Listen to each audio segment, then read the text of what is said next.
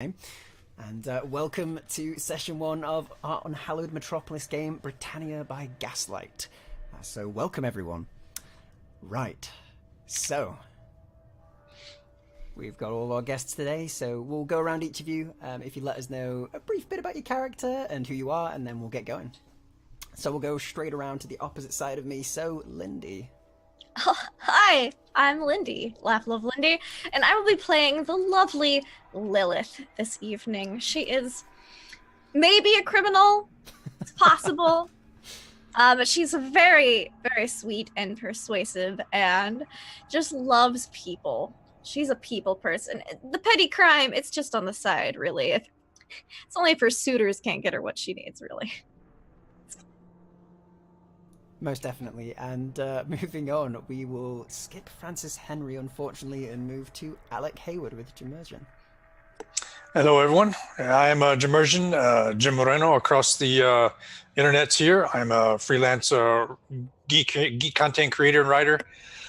For this one, Unhallowed Metropolis, I will be role-playing as Alec Hayward, class calling Mourner. And you will find out what that is as we go through the game. This is a brand new RPG for me. Never heard of it. Never played it until Hollow introduced it, and I said, "Yeah, I want to get in on this one." And I'm here, and I want to see what all I can do in this system, this setting. And that's probably the most you'll hear me talk for the rest of the game. Fair enough. I mean, that's always good then. So, and last but not least, of course, Charlie with Lady Faye Dunmire.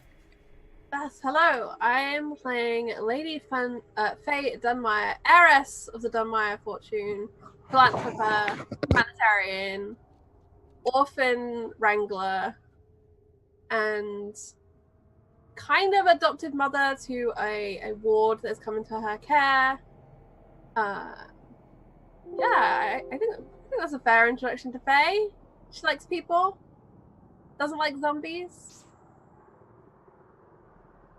I mean, I think definitely not liking zombies is probably a very fair thing not to like. So, yeah. And apparently my audio is coming out of one ear now, so that's always a fun one. I have a secret room. Mix it to mono. That's something you should know about Faye. She has a secret How about room. now? Is that back and Betty then, chat? Basically, everything updated at the last moment, and I had to like wrangle my tech together in like a last minute scramble, which was a bit insane. Thank you very much. Brilliant. So, with that in mind, we will begin then. So, thank you very much for coming, everybody, and thanks to my lovely players being here again. And we will get you introduced to the stream, finally, after the mad dash that was getting here. So, we'll start with a little introduction to our world, and then we'll jump straight into it. So, in 1905, the plague emerged like a parasite from a bloated corpse to spread across the world unseen. It took all the world by surprise, and deaths began to rise and rise in number by the day. The dead, however, did not stay dead, rising in a sick and twisted perversion to life to attack and consume those who were unlucky enough to be within their grasp.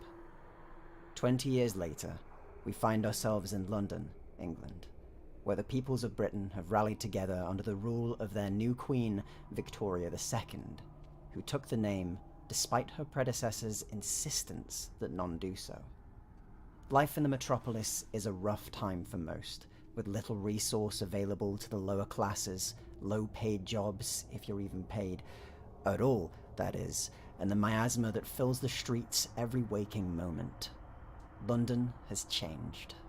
Now a twin city with one below, the old city known lovingly as the Shades, where the suffocating shadow of the upper city drowns out the light of the sun. Those who live in the old city struggle day to day to survive, but even this is a blessing compared to what unseen dangers lurk beyond the walls of the metropolis. The rich and privileged and those born to the correct families live above the dingy, crime-ridden old city, in their own, newer, much cleaner and improved upper city, a place raised by many strong foundational pillars that both capture the cleanest air and separate them from the rabble that may still hold the plague below. The place is idyllic. at least as idyllic as you could find in such trying times. We start our story in this very clean, rich, and beautiful place, with the Lady Faye Dunmire. Faye, you find yourself once again, as always, in your parlor after having read and researched for hours on the various patents that have come in recently for you to review. It's a very quiet day, the pitter-patter of rain on the outside window hitting the pane over and over again in an almost infuriating frequency. And the relaxation of it very much faded after days of this on end. It's dim outside and a storm is brewing.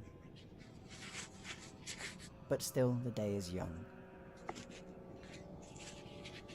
You have very little business today. How would you wish to spend your time?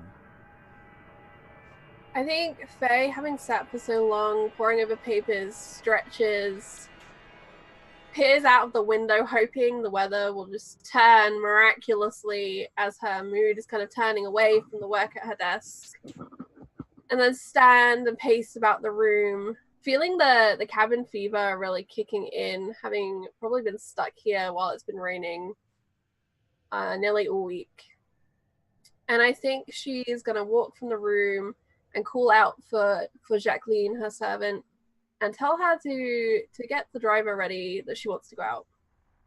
She's set up for being indoors. Jacqueline, seeing that you are rather frustrated, does attend to you immediately and nods and smiles, the sort of older lady giving you a knowing look. It seems that the weather has got you in a less good mood, my lady. I don't want to talk about the weather. Could you think of anything else to bring up right now? Well, whatever else can I think of? Much of the events in the town, well, the city as a whole, have been cancelled for the rain, at least on the upper hand. You know how people are about not wanting to get wet and ruin their hair and clothing, my lady. But I believe there are a few places open for drinks or for company.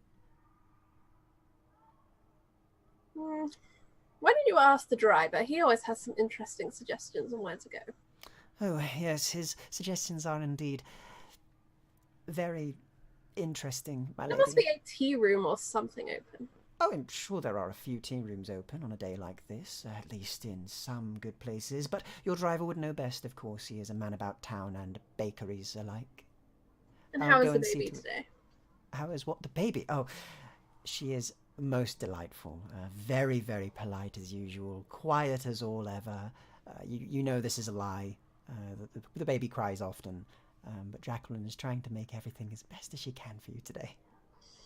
And your dog is in very good health, running everywhere in the house, might I add, causing a lot of mischief, but nonetheless very in high spirits. Well, I'll bring Hunter with me. He's probably fed up of being cooped up as much as I am. And definitely. Yes, maybe Rebecca should stay here with you. I think that would probably be for the best today. I would be happy to look after Rebecca. And, of course, you may take Hunter with you. We'll get him bathed beforehand. He managed to make his way out of the house and has, well, come back in a much worse state. Very well. I'll get the servants on it immediately, she says, and curtsies to you and smiles. My lady. She leaves. And I'll proceed upstairs to my room and kind of pull out some clothing to change into something a little heavier, keep me warm, since it is such a terrible day outside. It is. And in the upper city, the winds are horrendous when you're in such a stormy day, given how high up you are as well. And so you correctly wrap up, and soon afterwards, Jacqueline comes back, gives you a very light rapping of the door. I'm in the middle at the moment of moving a handle from a parasol onto an umbrella, and I just, come in. Yes, my lady. She opens the door and looks around as usual. I believe everything is ready. Your driver has his cart ready to go. He says he knows a few places that you might like. And aside from that, of course, your Hunter, your friend, your pet, is very much dry and has the correct collar on. And his respirator is ready just in case. Good. Thank you, Jacqueline. She nods and curtsies again and leaves. And leaving you I alone finish once more. tightening the little bolt on the connector for the umbrella handle. I take one last glance around my room, wondering what other weapons to bring along to the tea room, and decide the umbrella will be enough, and head out to the landing where I whistle for Hunter, and then I'll go down to the front door, expecting everything to be ready for me, because it usually is. Yeah, indeed. And everything is indeed prepared, ready, and beautiful for you. They have cleaned the entire carpet near where you're going, so that wherever you step, everything is clear and very clean for you. And as you approach the door, your driver stands there, as usual, sort of stood broad-shouldered, big sort of mustache, and a very nice hat on as he tips his hat towards you and smiles at you politely. Where is Alex today? Oh. From out of the shadows, when my name is spoken, Alec appears. My lady. The driver jumps. Oh, bloody hell, you shouldn't be scaring me like this. My heart won't take much more of this. Sorry for my language, Lady Dunmire. I'm forgiven. Alec, I'm going out. Will you be joining me? Alec picks up a couple of of my lady's belongings. You do not have to ask. Good. Company for tea. And she tries not to roll her own eyes as she moves beyond where her eyes can be seen. Alec being the worst company for tea that she could possibly pick, but he will do. That's completely understandable. And as you sort of do that and you get yourself ready and the driver calms his nerve, Mr. Elliot once more, very much sort of getting on in age. He's around in his, early 50s by now. He's easily frightened as he sort of nods. Well, if you would follow me to the garage, we'll get you set up inside and we'll get you immediately to there's a lovely tea room I have heard of, Lady Faye Dunmire. It is a brilliant place. The cakes there are to die for. Well, if you can pull up right outside, I shall ensure the cakes make it to you without getting damp. Indeed. I believe they also have some of that coffee there, so... Oh yes, from the Americas. Yes. They've had a couple of packages arrive, though not many, of course. Not much of a connection over there, but apparently they've got a shipment in, and it's quite brilliant stuff. Bitter, apparently, but yes, an acquired taste. I've heard it has some restorative properties. I'm very curious about it. Yes, maybe. I've mainly heard it gets people up in the morning and gets them going, and that sounds delightful to someone like me. It takes me at least 2 hours in the morning to rise and get myself out of bed, Lady Dunmire. Mr. Elliot, as delightful as your morning routine is, we should go. Yes, of course, my lady, he says, immediately straightening up and nodding once before turning on his heels and leading you outside, grabbing an umbrella on the way and holding it up just in case you didn't bring your own. But of course... you have. I walk along with mine, but I still walk under his. You gain double protection from rain as it sort of hits the top of the almost canopy of your two umbrellas, and the rain just trickles off nice and harmlessly as you make your way into your cart. It soon after gets going with the horses kicking up a bit of a fuss initially as the driver sort of wrangles them back under control, and soon afterwards you hear the wheels start to rock over the many cobblestones and slowly get rougher as it gets towards the district where he's taking you for your tea. You can hear little bits of hubbub outside of people wandering around, and not as much as usual given the rain. Many of the upper city patrons seemingly not wanting to get caught in the storm, but there are a few who sort of wave at your cart as you pass from underneath little ledges near buildings and holding their umbrellas or ducking into stores for warmth. But the two of you are afforded some time while you travel, Alec and Faye. And as usual, Faye, your dog is very active. The small beagle, still quite young, yipping at you and jumping up towards the seat quite often, not having the same restraint that a person would with a noble lady. Yes, Hunter, you're very impressive. Down, Hunter. And as you sort of click at him and tell him to go down, he does look up at you a bit saddened almost. Oh, all right. And she like taps her lap. He barks and immediately jumps onto your lap, the small dog, settling down quite quickly and just looking outside the windows as you're going by people and occasionally barking as it sees a couple of I'll well-dressed take my particular handkerchief people. and just like wipe off his little paws from the brief steps that we made between the house and the carriage. Yeah, there are little paw prints of mud every now and then, but you wipe them off quite quickly, and he stops getting your cart very, very messed up as the dog slowly calms down, aside from the occasional jumping up, going to the window and barking heavily at somebody as it goes by. But this is quite normal for Hunter. And you know he's quite That's Jeremy. Don't bark at Jeremy. Jeremy's friend. Oh, all right, carry on. But aside from that... She's having the best time because she feels like she hasn't spoken to anyone in days, and Hunter will do in this moment. Oh yeah. Hunter's very active, and you make your way slowly until he pulls outside of a rather beautiful-looking building. It has sort of very nice, fashionable curtains with a floral pattern on them, pulled open with white lace on the outside, and there is a distinct smell of baked goods that waft out the doorway, and there's a warmth that comes from it that just feels welcoming. And your driver stops and speaks back as he goes, "We're here, Lady Dunmire, Mr. Alex." And he steps outside and opens your door for you before placing down what seems to be a newly unfurled rug on the floor for you to step on. Faye glances across to Alec and says, "Who do you wager has braved the weather for tea today?"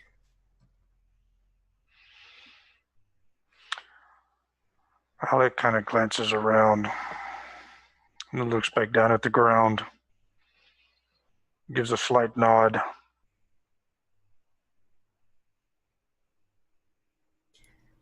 Good. Wonderful. Yes, I thought so too. And she'll climb out, taking Mr. Elliot's hand to kind of step down the step across the rug, not even questioning its appearance on the ground. Hunter! Good dog. Hunter jumps immediately down, completely missing the rug, almost pointedly making a point of missing the rug, stepping in a puddle, and then just sort of trotting off quite proudly. Close, Hunter, this way. He immediately turns and walks with you. In we go. So, my lady, I have of course seen to it that we sent Rana earlier on to prepare you and prepare a table for you. You'll find it most delightful. But I'm sure you will see yourself, my lady. I'll be right outside if you need me. Most diligent of you, Mr. Elliot. Thank you. I do try. I shall make sure there are extra helpings of the stew that I believe was being prepared for dinner tonight. Something to warm you after our adventure. Most appreciated. I could do with some stew today. Thank you, Lady Downmire, as charitable and lovely as always.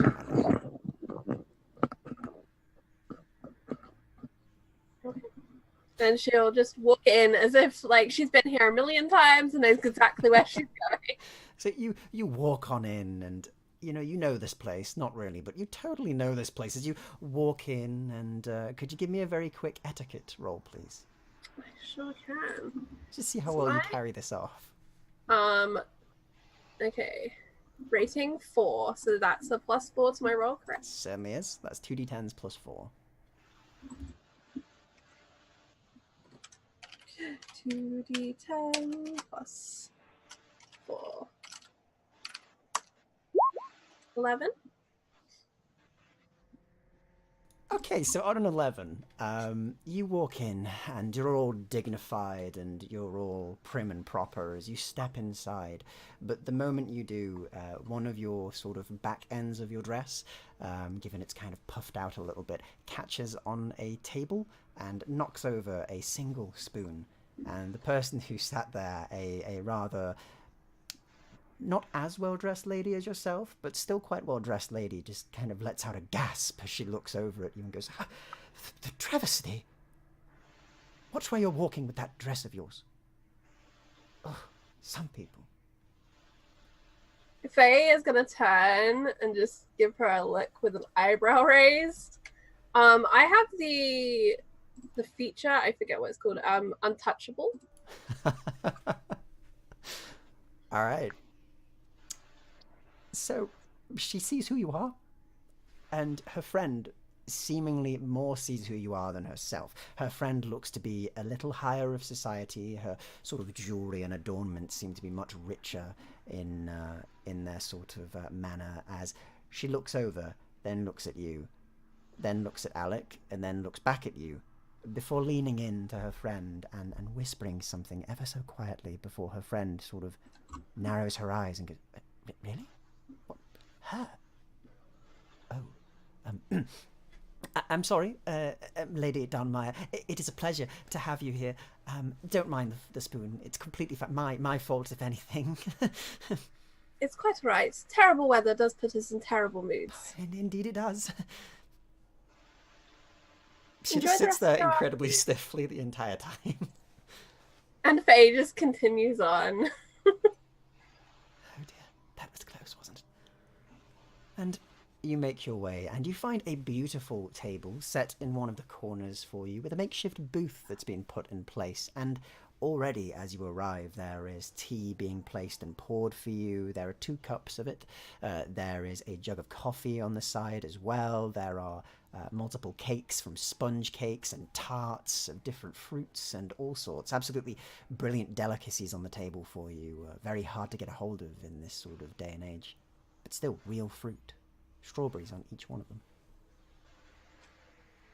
Faye mostly ignores the spread, and she will order her normal kind of mint tea, but also two cups of the coffee to try that she's heard so much about.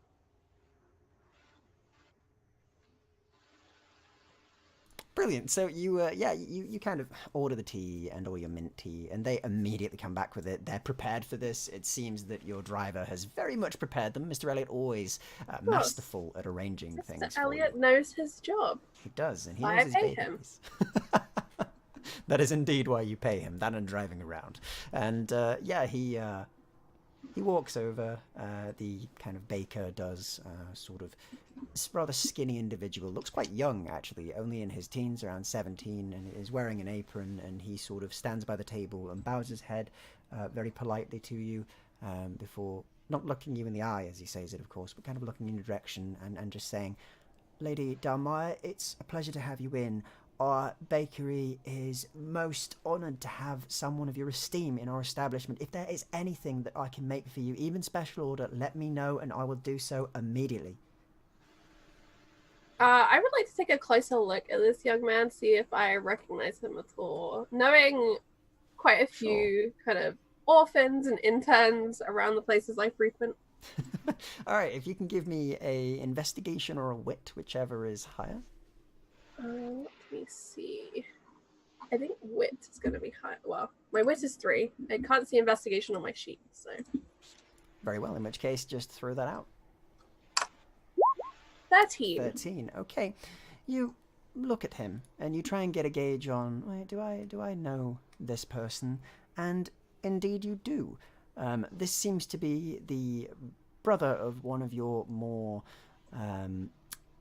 you could say, more impressive recent graduates, Billy Schill. His name is Alan Schill, and he seemed to have a bit of a gift in baking, and you sent him off to a patisserie school. Of course. Alan Schill. It has been too long. How are you faring? I am faring most well, my lady. Thanks to your education, I have managed to set up this shop. I've got it all going. It's all the talk around town. I've managed to find a supplier of actual fruit as well, which is brilliant. I mean, there's not much of that around, but I've found a way, and it works a dream. I really hope you enjoy it, miss, for everything that you've done for me. Impressive enterprise. And your brother William's doing well?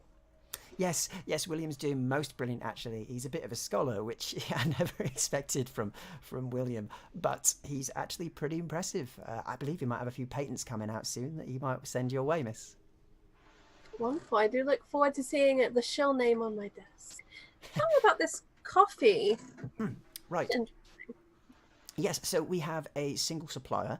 They can't really get it across often, but they sent us in a bulk of it on a boat. They actually managed to cross, which was very surprising. They were selling it off in the dock district, and I went and made sure to secure as much of it as I could. It is a rather interesting blend, quite nice actually, very pleasant. Would you like to try some, my lady?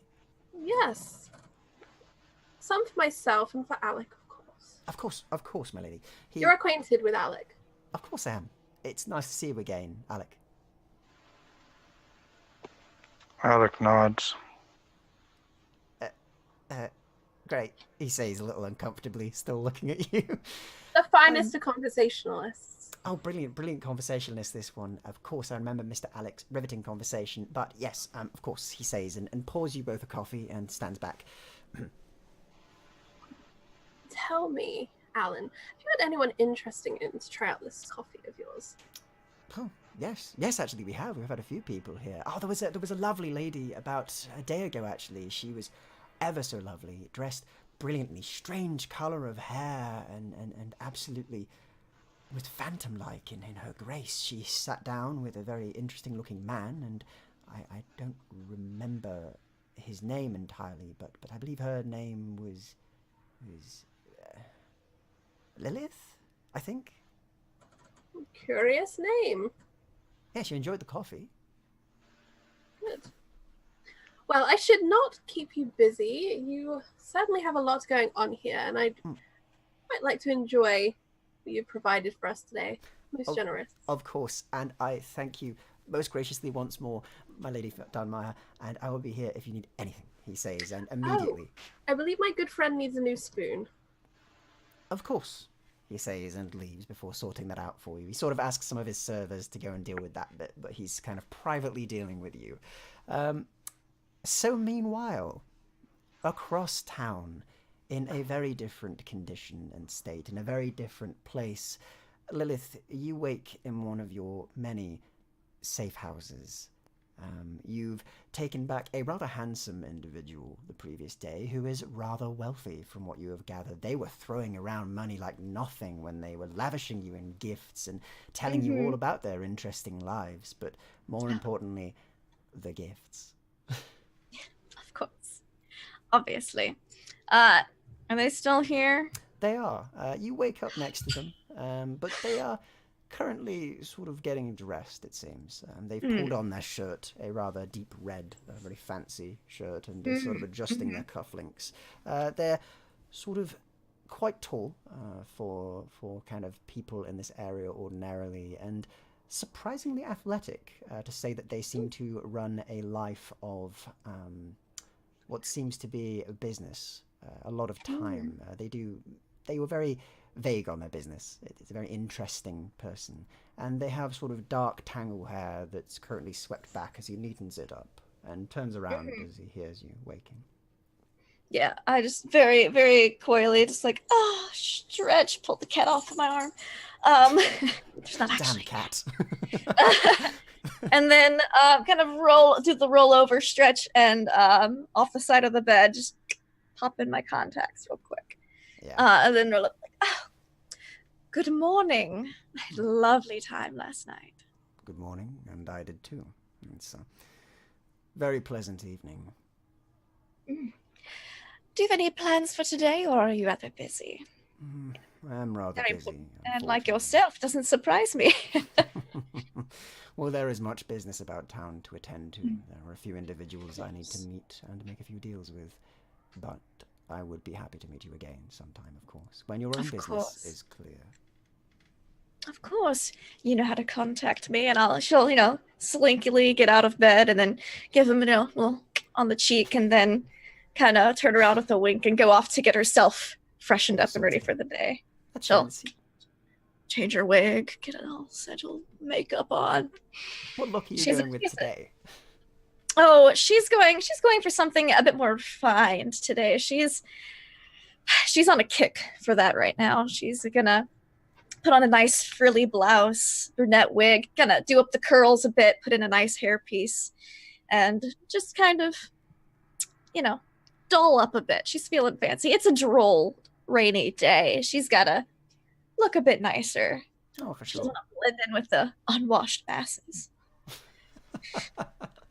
And so you get yourself ready, and as usual, apply your new wig, your makeup, everything to make you look the way exactly you wish, perfectly, just as you always do whenever you wish to change your identity slightly. And you look the part, certainly, as you do that. Your many faces that you can put on, brilliantly applied as usual. You do hear a voice from the other room whilst you're getting to the end of this, as the man sort of speaks louder through, not so much shouts. I believe you may have some business of your own to attend to today, however. Oh? Information through the grapevine, you could say. She's got her wig on. She'll crack open the door. Oh, well. Suppose I'll get right to that then. I mean, I assume you are the Lilith, right? The one that's been robbing many individuals and taking them for all their money. I would never. She says very unconvincingly. He adjusts his hair. More of a playful, like, who, me? Definitely not.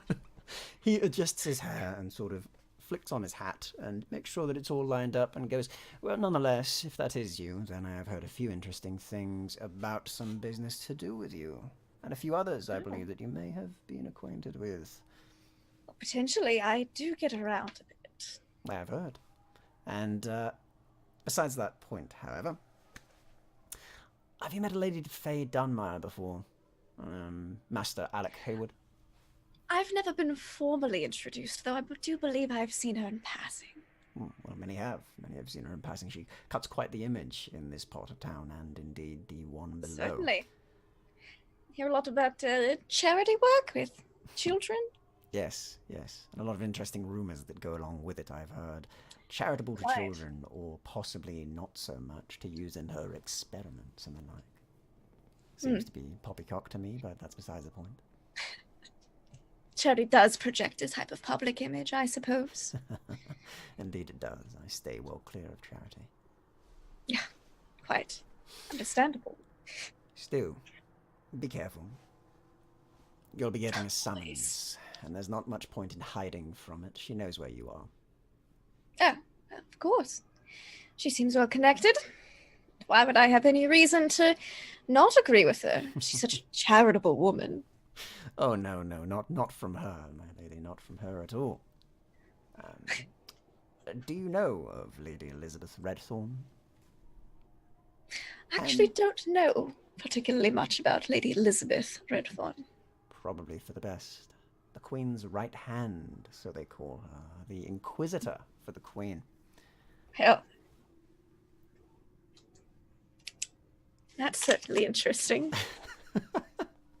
He finishes pulling out her notes. Yeah, he finishes up buttoning his jacket and makes sure that he looks sharp as ever. Mm-hmm. I'll adjust his tie. Thank you, he says, and smiles down at you. I'd say to be careful, however. She's known to be quite a intense individual. Not someone I'd like to have on my radar, that's for sure. Certainly not. I think I can handle a little intensity, though. Oh, I'm sure you can. I saw as much. But besides that point, what I will say is just be careful about it.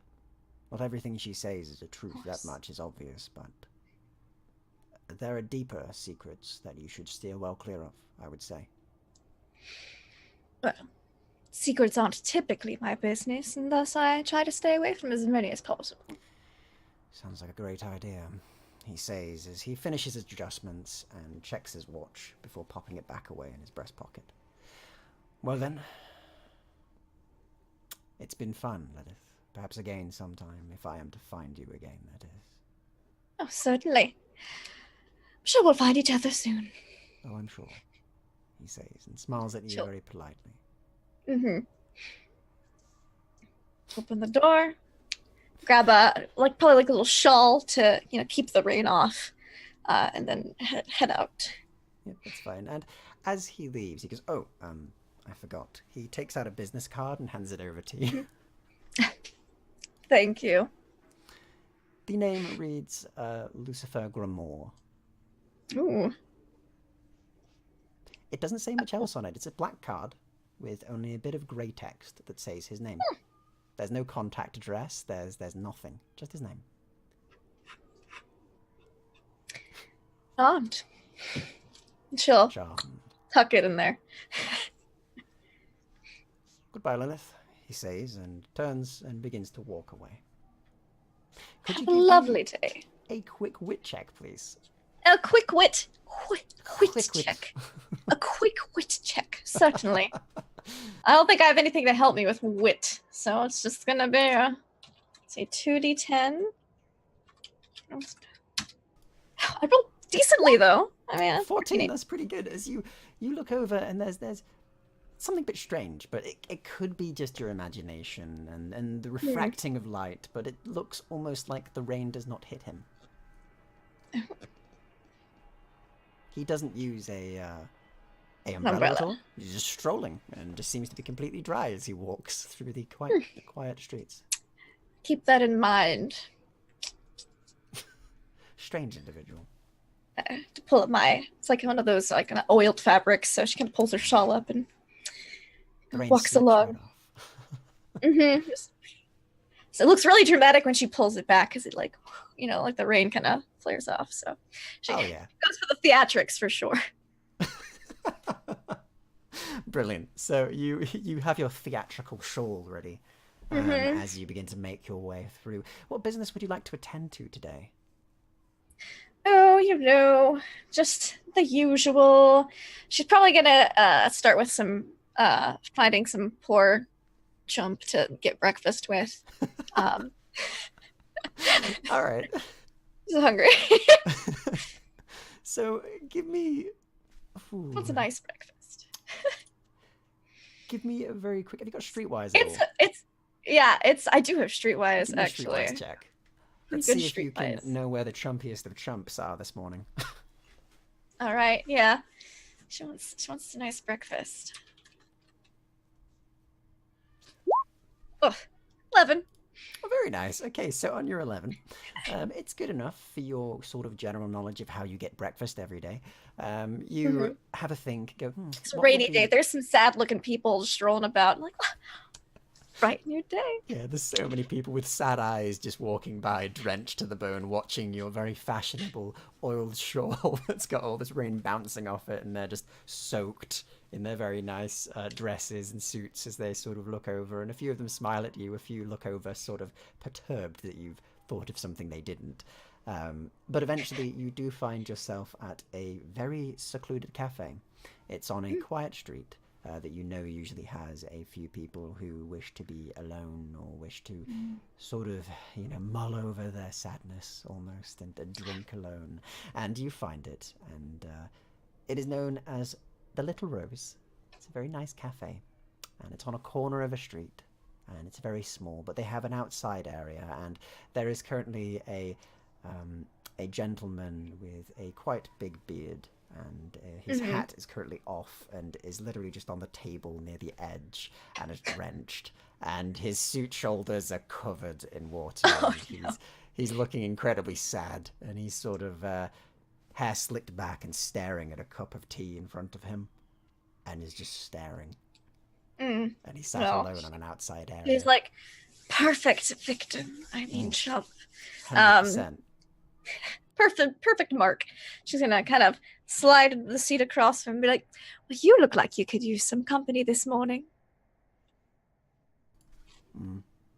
Maybe. I could maybe use some company. It's been a bit of a bad time, you see. Oh, has it? Please tell me all about it.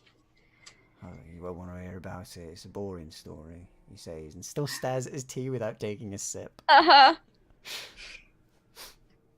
Like, well, it's got to be more exciting than my morning's been. It's awful, dreadful, and dull. Please, tell me this. Tell me what's going on. Well, I was... Troubling you. Well, it's a long story, miss, but the long and short of it, I guess, is that I lost my dog. Oh, Died So yesterday. sorry He's to my hear friend. that. He grew up with me from a young age. There. She'll kind of scoot the chair over and be like, it's always so sad losing such a Aye. faithful and loving companion. Oh, it is, yeah. I've no wife, no children, but that dog always with me. I'll miss you, What was his Fluffers. name?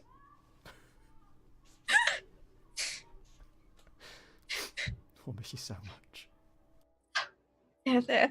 I'm sure that there are plenty of other dogs in the city. I know it won't be the same, but you can make a new friend. No, it won't be the same, miss, but maybe. You do have a point. But they won't match his little face looking at me, you know. I know you're sad, but you do need to take care of yourself. You're all right, Mess. You should really get something to eat. Stop drinking some of that tea. It'll warm you right up. Well, maybe you have a point, miss. Maybe you have a point. Fluffers wouldn't want me going this way. He wouldn't. He'd No. want you to take care of yourself. No, he would, yeah. He says and tears up as he's sort of sat there. She'll get the handkerchief out and just dab it for him. You know what? Breakfast's on me. If you want, you can come sit down. I'll get you breakfast. Yeah. What do you want, miss? So kind of you. Oh, just the classic English breakfast, please. Oh, of course, yeah. I've heard sausages here are quite good. That's what I've heard as well. Yeah, I've heard they're very, very fresh, very good. Sorry, miss. I'm not usually like this. It's completely understandable. A lot to me, you know. I know. I know exactly how you feel. I lost my dog just a couple months ago. Oh, you did. What were they? They were just a cute little beagle. Named beagle? Spunky. Yes. Oh, that sounds good, actually. I always thought I might get a beagle one day. It's something that I had considered, actually. But yeah, never really got round to it. Well, miss, I'll get you your breakfast, and of course, anything else you wish. He says, and he stands up and goes, "Oh, my bad. My name is Maxwell Olson, by the way, my lady, and yours is It's a pleasure to meet you. My name is Lilith. Lilith. That's a good one. Strong name, that is. Don't really hear it much, though. No, I believe it's fallen out of fashion a bit recently, but it's You classic. wear it well, I can tell you that much. And you're a kind soul, very kind lady. Thank you so much, he says, and makes his way inside without really waiting for anything. She'll else. just adjust her shawl and follow in after.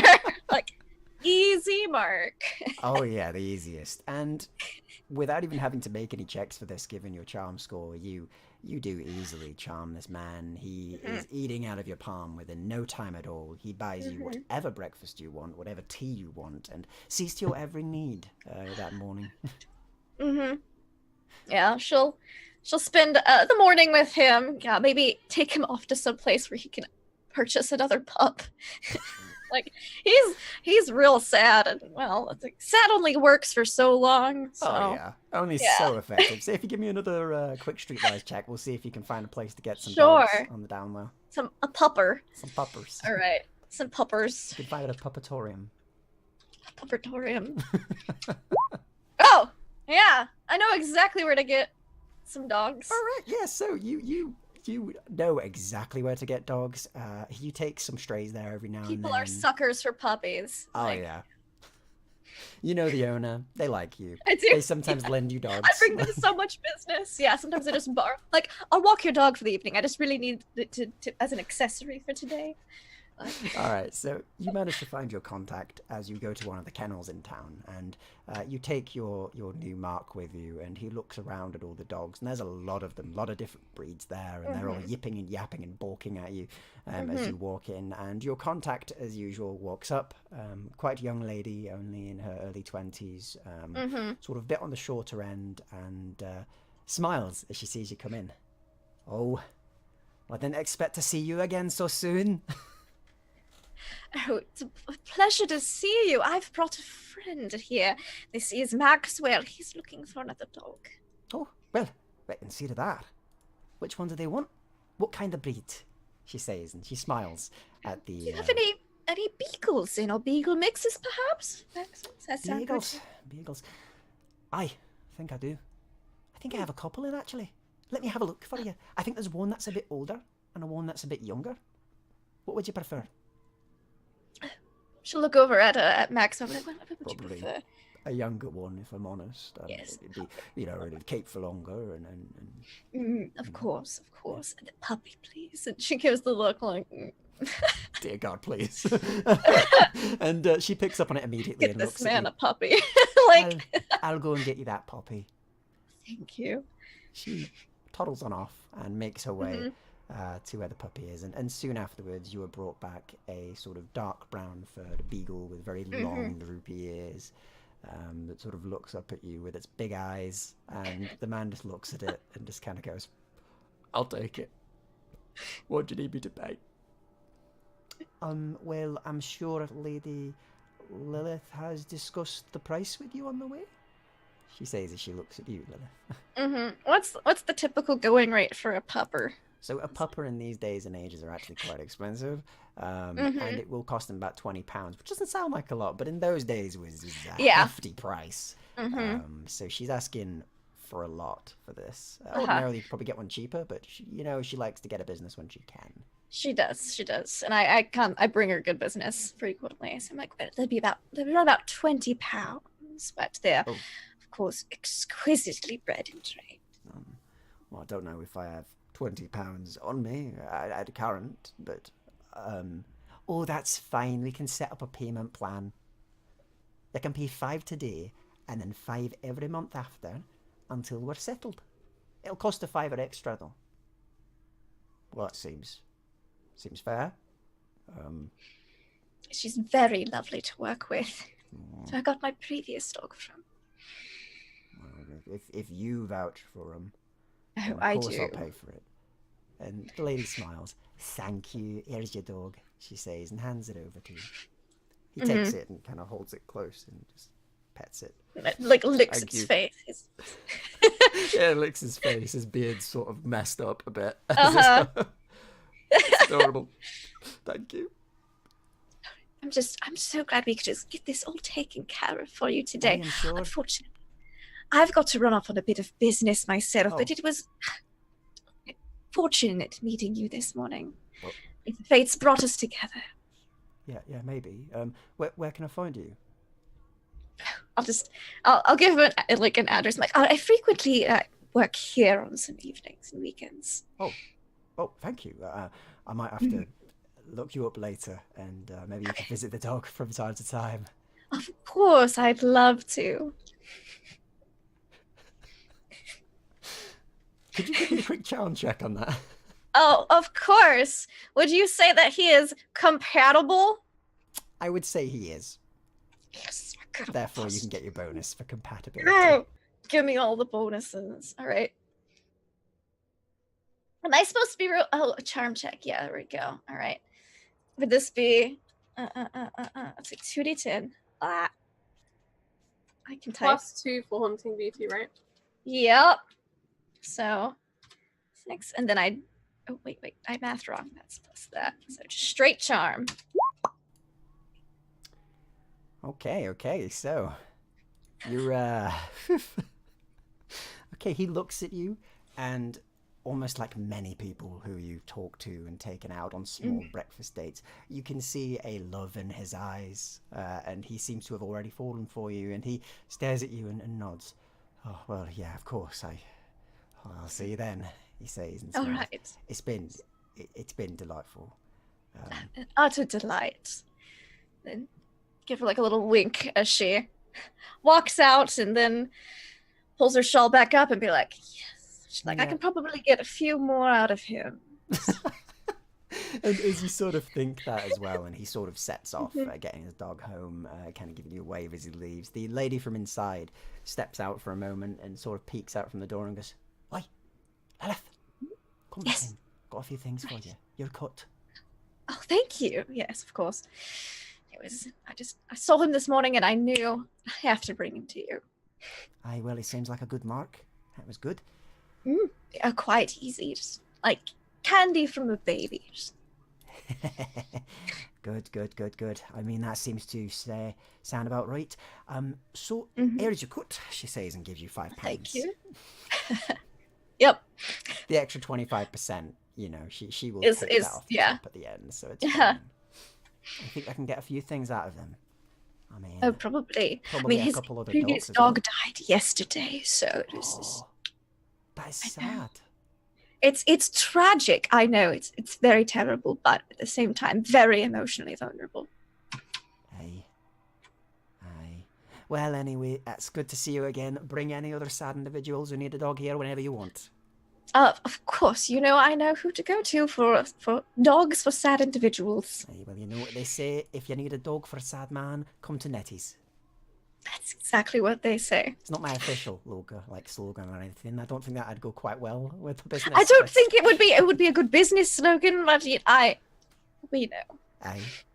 She smiles at you. Anyway, you go get off then. I'll see you later. Right, she'll do the little kiss, goodbye on she either smiles cheek. at you, the sort of short woman just kind of grinning up at you. All right, you go and get yourself off then. I'm sure you've got a lot of business to deal with. So much business, so little time. And she'll Aye. Okay. flounce off to the streets. And you flounce off. And Yeah. as you do, It's richer. almost immediately as you're like, yeah, £5 richer, slotted away and get walking, there is a cart that pulls up and stops directly next to you, and the driver turns. Lady Lilith, you've been summoned.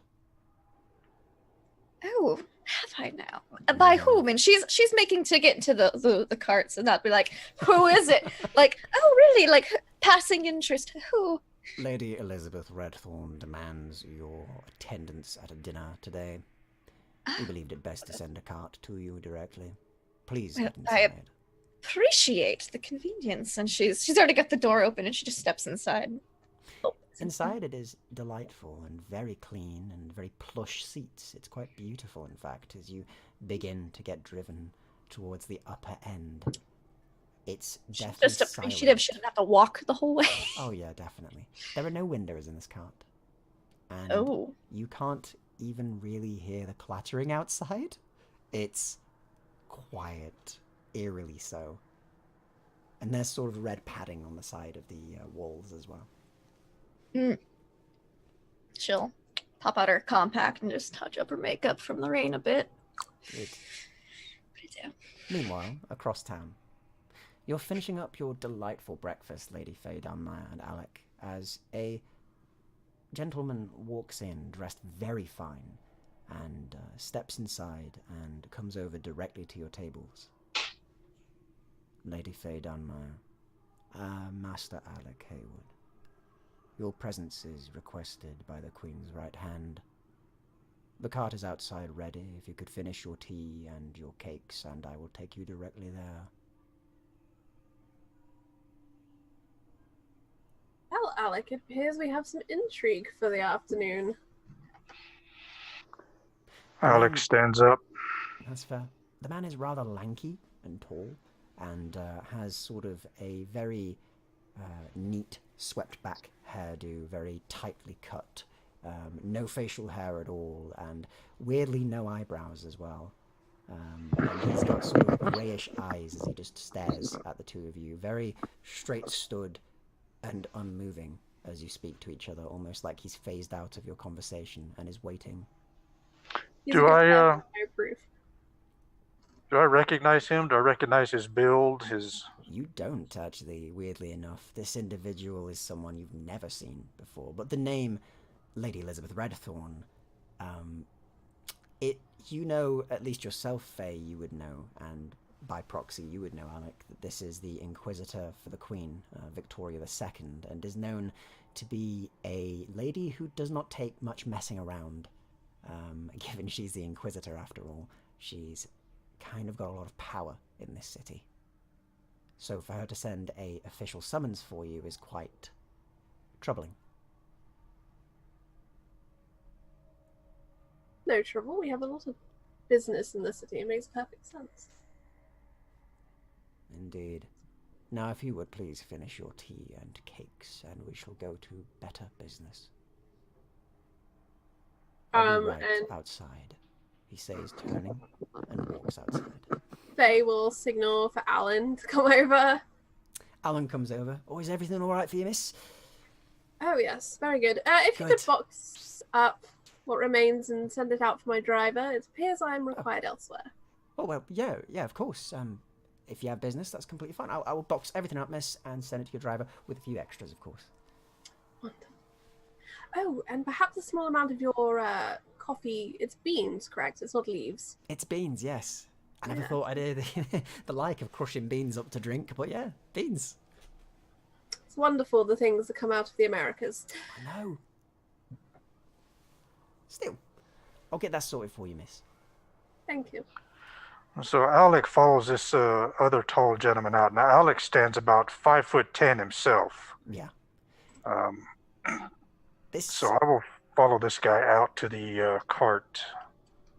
Yeah, you're tall for people in this area, but this gentleman is creepily tall, given you've not seen many people of this like. He's around 6'3", very thin and very lanky, very long limbs. His arms look a bit longer than they should be. All right. So I will look at the cart that he has brought for us. It's closed. It's a big black cart. It has a combination of what seems to be iron and wood as its foundational materials, and there are no windows and a simple one door. I will look it over very carefully and open the door and look inside. I'm looking for any sharp edges. You don't see any sharp edges. All you see is a padded interior of red sort of velvet material, and you see a very beautiful and well-dressed lady sat across from you as you open the door. Alec will nod to her and stand there. Hunter is sort of balking up at you, Lady Faye. Your dog sort of yip, yip, yip, all the way as you're going and is sort of pawing at you. She ignores him for like the first few feet and then bends down and picks him up and carries him the rest of the way. No problem. So, yeah, you carry him the rest of the way and he seems as soon as I reach Alec, it's getting handed over. Yeah, you reach Alec by the door. Hunter is passed over to you, Alec, as the small beagle just kind of stares up at you and pants. It's kind of long ears, a bit slick from the rain. So just kind of an automatic response. Alec takes the dog and holds it, doesn't look at it, makes no emotional response to it, just stands there and waits for Milady to enter. No problem. It tries to lick your face mask multiple times. It just keeps on reaching out its tongue to like the length that it can get and trying, and just kind of keeps failing. But it keeps trying. It's very motivated. Hunter is a good dog. Hunter is a good boy, yeah. Or good girl. Best of boys. Hunter is Hunter. Yeah. But yeah, Hunter continues to try and lick you, Alec. But aside from that, Lady Faye, you see a red sort of velvet inside. Very strange cart. 1 second, sorry.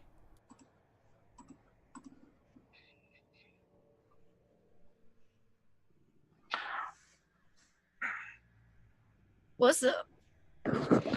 Chaos descends. Chaos descends. Lady Elizabeth has come for Hollow. It's just the summons has arrived. The summons have arrived. It's a reverse summons. Yes, it must be something about puppies. It's fine. Always. Such suckers for dogs.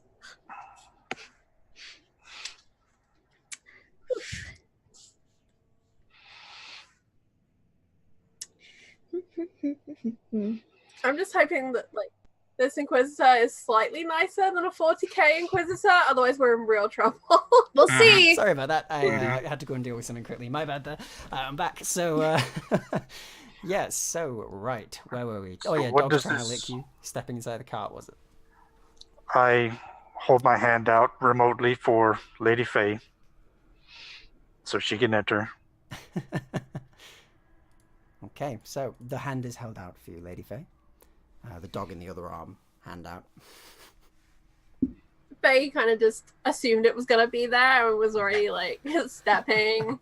She's very used to things just being done for her, so she doesn't really being think as about they it very much. should. She's busy thinking about important things, not like, is there going to be a hand here for me to step up into this carriage? Yeah, of course. So you're in immediately, and Lilith, you see the very well-dressed and very well-presented Lady Faye Dunmeyer step inside. And Faye, you're met with this strangely beautiful individual. I feel like the entire carriage emanates this haunting aura of beauty. Oh yes, certainly. As there's sort of this haunting beauty off inside of the carriage, it seems, as the both of you are just like, Well then. How spacious is this carriage?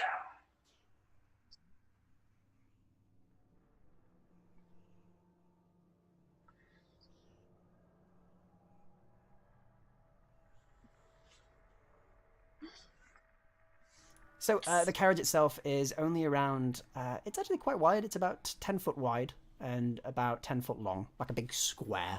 And it's got padding all on the inside of it. And sort of, aside from that, it smells of lavender as well, is something that you pick up particularly, Alec, with your sharp nose.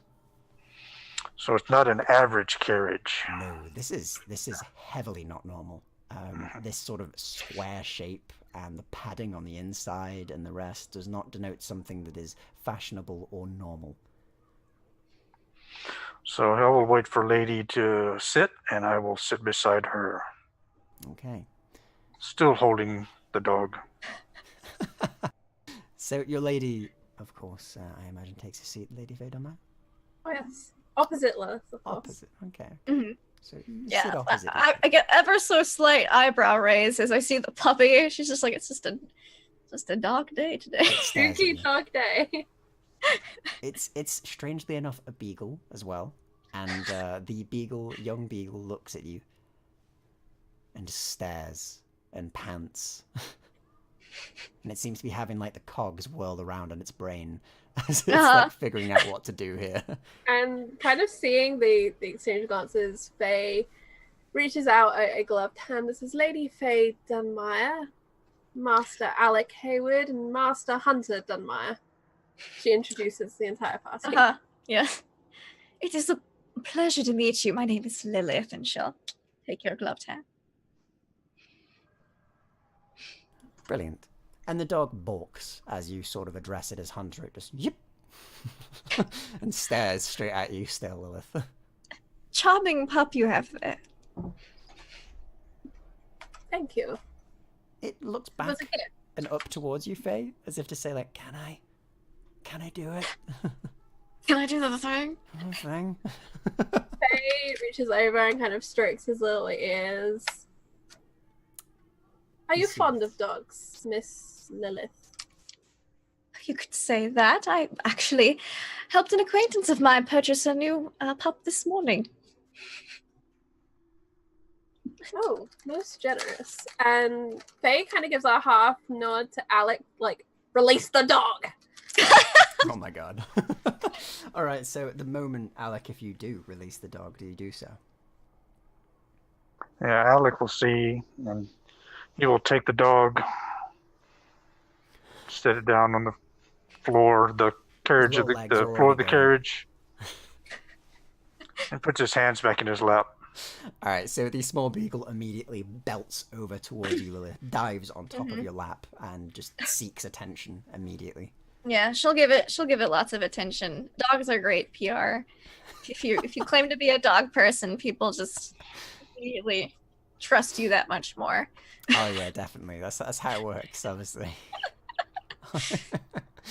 I like the PR version of this. So, Yeah, she's like, I'm a dog person. I'm a whatever person you want me to be. Like, yeah, I'm a dog or a cat person, whatever. dog, bird, whatever. It's fine. It's all animals. It's fine. So you pet the dog, and the three of you are left in this cart alone. You do hear a click on the outside as they lock the door shut, seemingly to the carriage, and you begin to, you think, move. You get the feeling of movement, but Alec and Lady Faye, you can't hear the telltale signs that you're used to of the wheels hitting the different cobbles on the ground, and you don't even really feel the shake of it, and you don't hear the horses or their hooves hitting the stone ground, which is a very obvious sound. You hear nothing. You just hear your own breaths and the noises of the dog panting and balking occasionally. Unusual carriage. Right. I've never encountered the like.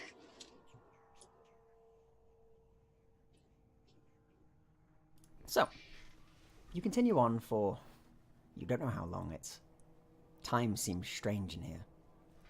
The sort of complete seclusion from noise, from the light of outside, and from everything else just seems to be eerie and off. The only light you're afforded in here, by the way, is a small lantern that's at the end, that is a glass lantern that is completely contained and is sort of swinging lightly on a hook. Now this is very intimate and familiar setting to Alec. So I want to use my time sense to get an accurate, or as much an accurate account of the travel time as possible. Yeah, so you have a think about what time it's actually been, and using your time sense, you do have an indication of how long it's been. You've been driving for around what seems to be 20 minutes in this cart, and it's about that time as you figure out 20 minutes. That's how long it's been right now. That's what you've been puzzling in your head, that you've been concentrating on. About that time, you see the lantern swing once more, quite a bit bigger than usual, and then slow and stop. I put my hand on the door. And the door is Just open. waiting. I step out. You find Look yourself around. in a very well-kept garden. The rain is sort of pouring down all around you, and you see a large manor off to the left of you as you step out of the cart. It's very grand and very old in the way it's been built, very Gothic architecture, and big blocks of stone, and you even see, ironically enough, a gargoyle atop the door, like a big stone gargoyle that's been placed there that's kind of leaning down. And it seems to look like a combination of building styles from the kind of thing you'd expect to see in a church, but also part manor house. It's a very weird amalgamation of the two. Very unique, very strange. And inside you can see sort of the telltale signs of little lanterns lit in the windows. Occasionally you can see sort of the reflection of the light. But aside from that, just a big wooden door at the end with a large knocker, and a path that leads from the garden. What is the path made of? Just cobblestone. Okay. Quite average. So by own routine, I reach back without looking into the carriage. Of course. Or the for the expected parasol. Once I get it, I open it up, stand to the side, open, waiting for my lady. And Faye will kind of exit on cue. Tell me, Lilith, are you an associate of Lady Redthorn's?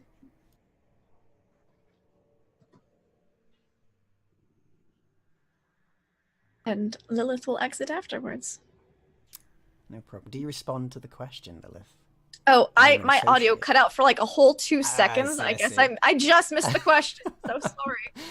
So Tell Thought I'd me, come in all smooth. tell me, Lilith, are you an associate of Lady Redthorn's? Not prior, but I suppose potentially after today. I've only heard about her. Oh, of course, everyone has heard about her. Of course. Okay, and as you say that, the driver steps off. Sort of the other servant who's come bows to you both and then leaves back towards the house to open one of the doors, and the driver, on the other hand, looks at you all and simply states, "If you would follow me inside, the lady is expecting you for dinner."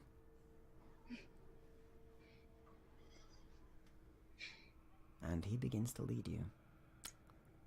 You were led up to the large front door with the gargoyle standing on top of it, staring down at you all ominously, and he opens the second door, and both of them stand either side, and you are stood outside with a sort of large foyer in front of you with a staircase that curls up from both ends to a rise platform. And Lindy. What kind of plants were in this garden that we arrived in? Okay, so weirdly enough, there are no flowers. None Okay. at all. She has hedges, and that's it. Hedges. Just Okay. hedges Just curious. and hedge sculptures. Quite a few of which seem to be of the Queen in various different sort of angles. All right. Seems to have an obsession maybe with the Queen a little bit there. Maybe. Alec, what a boon! Another meal so quickly after our last. Alec nods. Do you wish to stay in the cold, or will you enter? Says the driver once more as he looks over at you all, very dead in the eyes, still no eyebrows to even tell his emotions. I was just mesmerized by this magnificent garden, and she'll step in. Yes, the hedges are rather beautiful, miss. Quite. Faye clicks her fingers in like a harsh sound to get Hunter to quickly come over here. He heals immediately. He's by your heel. He's sat politely. He knows how to act at least in noble company. You've trained him as such. He recognizes the accent and he knows he's got to be on best behavior now. Yeah, he's like, oh no, that's the behave click. As the dog immediately is by your side, he's like, yep, all right, I'm ready. Okay. So, as you enter, you walk into a very wide open, almost ballroom area that seems to have a tiled flooring, and you see that there is this sort of almost C-shaped staircase, like both ends lead up and towards a raised platform, and behind that is a large door leading into a further area of the house itself, whereas this floor only has the single room and that back upper floor. No other doors that lead off of it, weirdly. The driver steps in, closes the doors, and then looks over at you. If you would climb the staircase, enter through the door. The parlor you wish to go to is the second door on the left. Do not walk anywhere else. Of course. Thank you. He then walks over to the side of the room and seems to pull on a bit of wall, and the panel clicks open, and he walks into what seems to be a servant's path behind the wall and closes it, leaving you all alone. Let's make a note of that's existence and how to activate it. As she strolls up these stairs. Is there a handrail on the staircase, this stairs here? There certainly is a big sort of oak handrail, very thick, and seems to be very, very built as if the people that have had it built need help in climbing stairs quite a bit. There are sort of little bits that go thinner and wider, as if handholds almost. Mm-hmm. Is it well smoothed? Incredibly so. It is perfect in how it's been maintained. Alec will follow behind Milady, probably 2 steps closer than normal as we go up the stairs. Yeah. And Faye will instruct Hunter to sit and stay by the door, not wanting to bring the dog all the way through the house. yeah. The dog sits and stays, barks at you in response of yes, and then sits and just stays there. So, do you enter? All right. Yeah. Okay. Up the stairs, door on the right. Don't not enter a summons from Lady Elizabeth Redfall. Oh no, indeed you don't. And as you make your way up, open the door and make your way to the correct room, you're met with a very subtle yet noticeable scent. It's a very light scent of lavender and bergamot. It's a very unique blend, however. There's something else in there, an almost citrusy scent. But that hits you as you go to the door that you've been told to go to. And as you knock and open it, you see a very plainly adorned room. The walls have a wallpaper on it, a sort of cream and black wallpaper with a pattern running all the way around it. The sort of trimmings of the room are very much a dark polished wood. And you see a simple table with 3 seats that are on the opposite side, and a single, much more plush and fancy seat that the lady is sat in. The lady herself is a rather interesting sight, wearing a sort of black gown with dark grey lace that accents it as sort of little bits of slight highlights. And aside from that, she is dressed incredibly modest, even for today's standards in the city. And it has a veil that has been pushed back that is also of a black. She has quite long and very soft-looking blonde hair, and is quite pale. Very red lips, however. And she sat sort of in her chair and sips her tea gently with her right hand that moves slower, it seems, than it should do. And she sips and looks over at you. Faye, you would know easily her age, given that you've been growing around people like this. She is only 26, and yet is the sole heir and lady of this family. I was very curious, as that is very close to Faye's age and her own position. Oh, please do enter, and close the door behind you. Do sit. I've been expecting you, of course. Good afternoon, Lady Redthorn. Good afternoon to you too, Lady Faye Dunmire. As I observe this lady, sorry. She's just gonna say good afternoon, Lady Redthorn.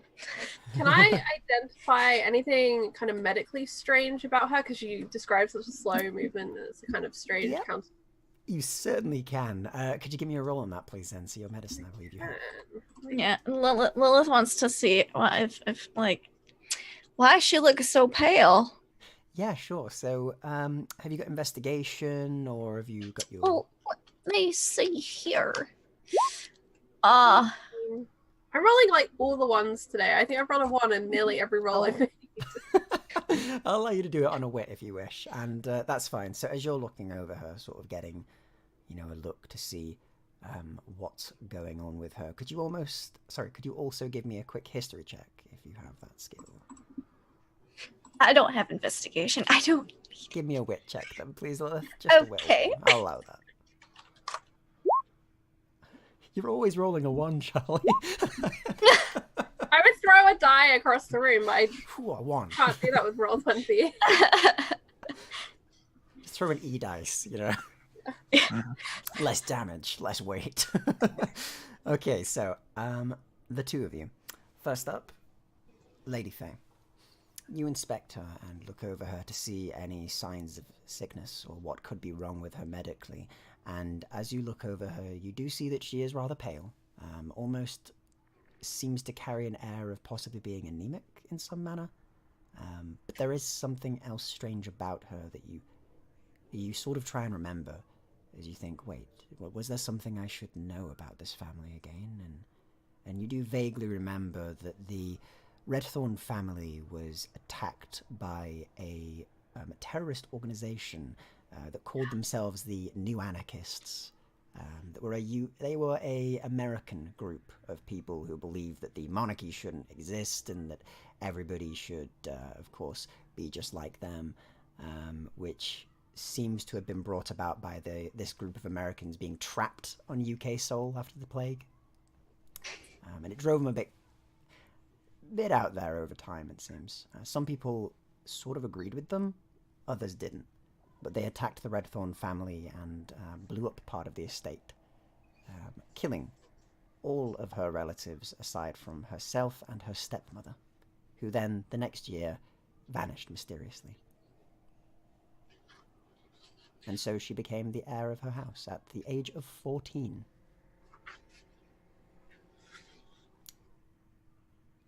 But aside from that, I can't give you the other details, unfortunately, with that roll. So that's what you're going to work with.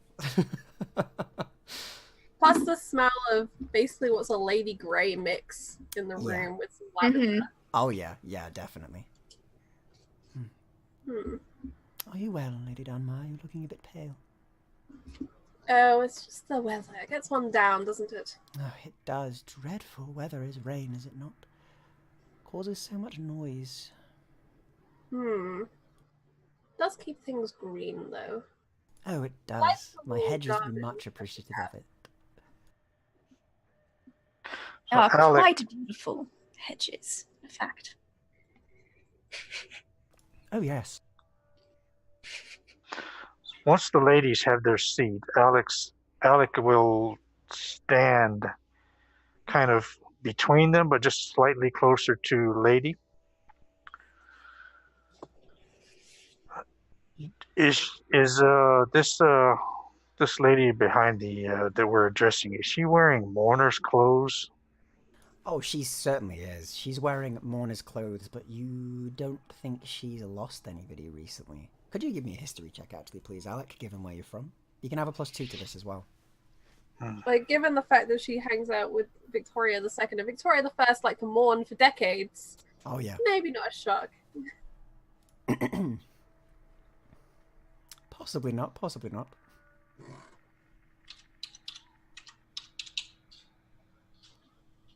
So what do we have on that history check? 12, okay. You have a think, and you know that she has been in an extended state of mourning ever since sort of the ending of the previous sort of family. Given her father, her brother, who is an older brother, and also her stepbrother died in the explosion and the attacks, you know that she has been in mourning ever since, and after her stepmother vanished, she has dedicated herself to almost a life of mourning for her loss and bringing forth her family to prominence. She's very, almost famous for it in a way in the Mourners Guild, sort of the dedication she gives to this. So she probably recognizes my dress immediately as well. Yeah. Still, please do take a seat also, Alec. It would be a shame for you to wear yourself out by standing there for so long. There is no need. Please. Alec doesn't move. Just gives us a curt nod, standing behind milady. Take no offense, Lady Redthorn. He prefers to stand. Of course, of course. But I insist you sit. Where's the nearest chair? There's a chair directly in front of you. She did place out 3 chairs in particular. And her smile does drop the moment that she sees you sort of disobeying what she said. Alec will sit. Shift the chair slightly closer towards milady, and he will sit. Thank you. That's much better. Where was I? Yes, delightful weather. Love the rain. So, tea? She says, and sort of gestures over to a jug of tea that she's got set out, 3 exact cups in between each of you. Please. It'd be lovely. Brilliant. Alec, if you could pour that. Alec pours it. She beat Thank me you, to it!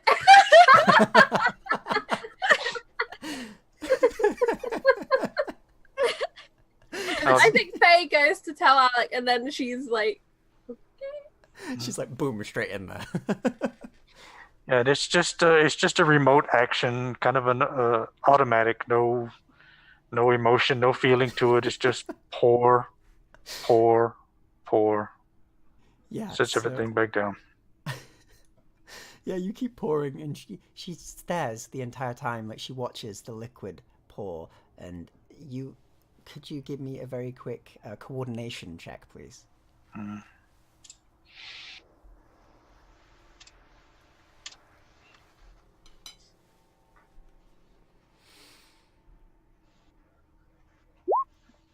9. You spill an ever so slight bit of tea, just on the plate, not even on the table, on the plate, and you see sort of her mouth just twitch slightly, but aside from that, she does nothing else. But she just kind of looks and goes, "Thank you. That was very good." Faye seems very unimpressed also. You utter embarrassment. Take you nowhere. Lilith is just like, "Hey, sweet tea." She's very polite about it. Just goes, "Thank you." Please, all of you, get comfortable. We're going to be here a while. We've got a lot to discuss, she says, and sits back before that slow hand again sort of comes down. And, I will at this point tell you what you spotted, Lilith, my bad. Lilith, Yes. as you've been looking for an extended period, I'll give you a bit more, and you look at her and you see sort of the way her arm moves, and more than that, you listen. And you hear a slight tick, tick, tick, tick, tick, tick, like a clock. Uh-huh. But as you look around, there's no clock in the room. And Okay. it seems to come from her. Okay. Interesting.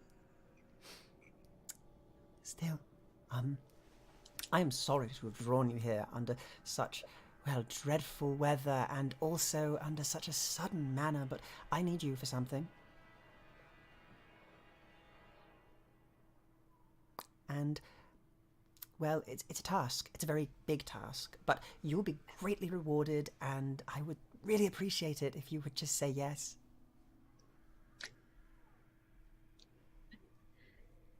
To what are we saying yes, Lady A Redfall? diplomatic mission. Nothing too dangerous. A diplomatic mission to where, with whom? Oh, to York, far north. To York. Quite a ways.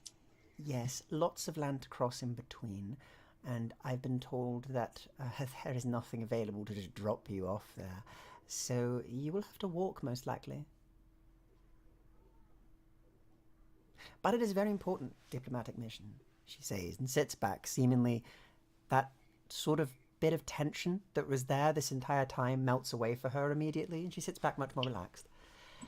Yes, so, yes, I believe that there is a lot of tension in the northern areas of Britain right now, and we haven't really had much contact with them, and they are, of course, an untapped reserve of medical supplies, of things to feed our poorer people, and also things to feed ourselves. I believe that we must go and talk to them, show a good face, and of course present some of our best and brightest faces of the nobility and of course of our socialites, she says, looking at you, Lilith, and a couple of others that are there for your protection's sake. I also need you to deliver something. 2 tasks, one of which is create goodness and speak to them and be diplomatic, the second of which is a delivery job. But of the utmost importance. It could change the entire battle we're having in the medical scene of the plague itself. What is the nature of this delivery, Lady Redfall? You just need to deliver an item, a canister to be exact, sealed, so that no air will make it inside or out, to a lab there, run by a delightful lady. I'll give you all the details in a letter. The others already have it. They've said yes.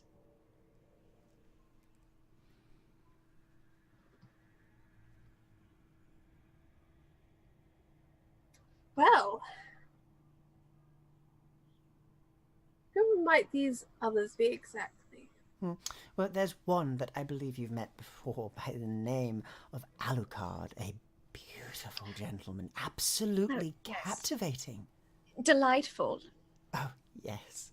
Yes, delightful indeed. Very handsome and very charming. Right. Lovely man, she says and smiles, but also very uniquely qualified to deal with this such situation and to help keep you safe. I've heard he's quite the dab hand with a sword.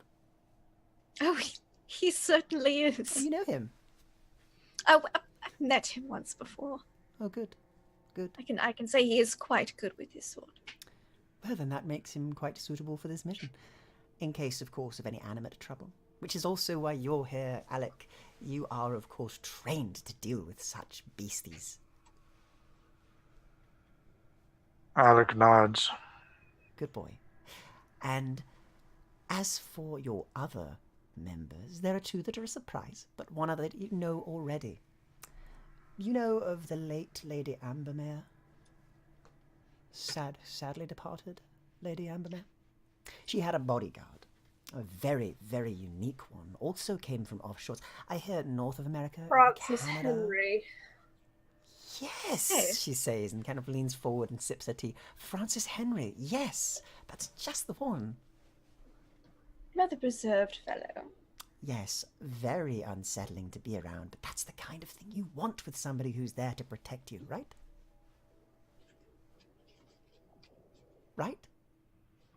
Yes, he seems you. quite.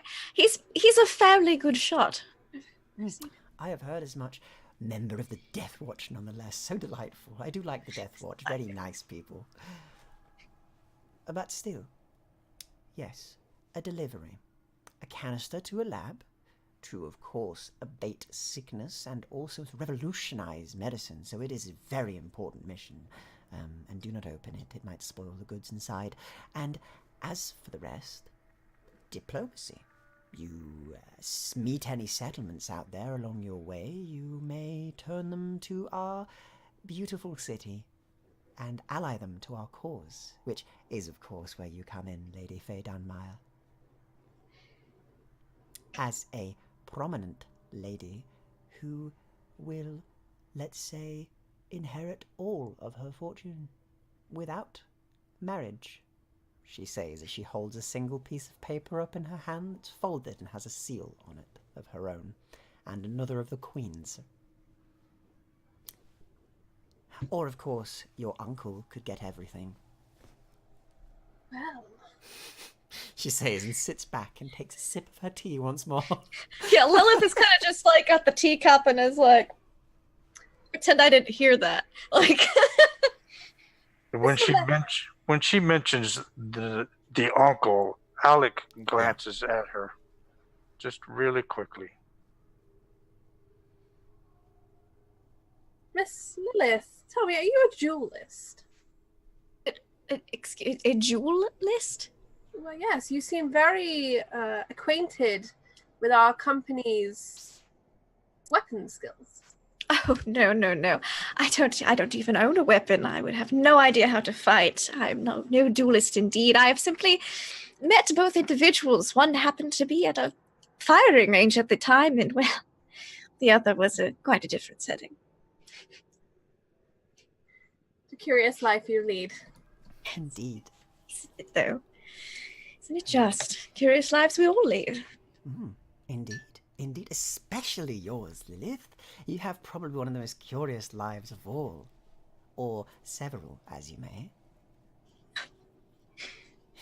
Just one. I do enjoy getting out and about a Oh, I'm bit. sure. I know. I heard some of my little birdies watching you. Hard, but very difficult. Even as the Inquisitor for the Queen herself, and with all of my contacts, you were almost too hard for me to catch. But I did. Got me. Just takes a sip of tea like, Yes. And I could again. I'm quite sure you seem very capable. She takes a sip of her tea, eyes locked on yours the entire time. She just... It's like a duel of tea sipping in this room. It's just... It is. Tea, Alec, she says, and she slides her cup across once more.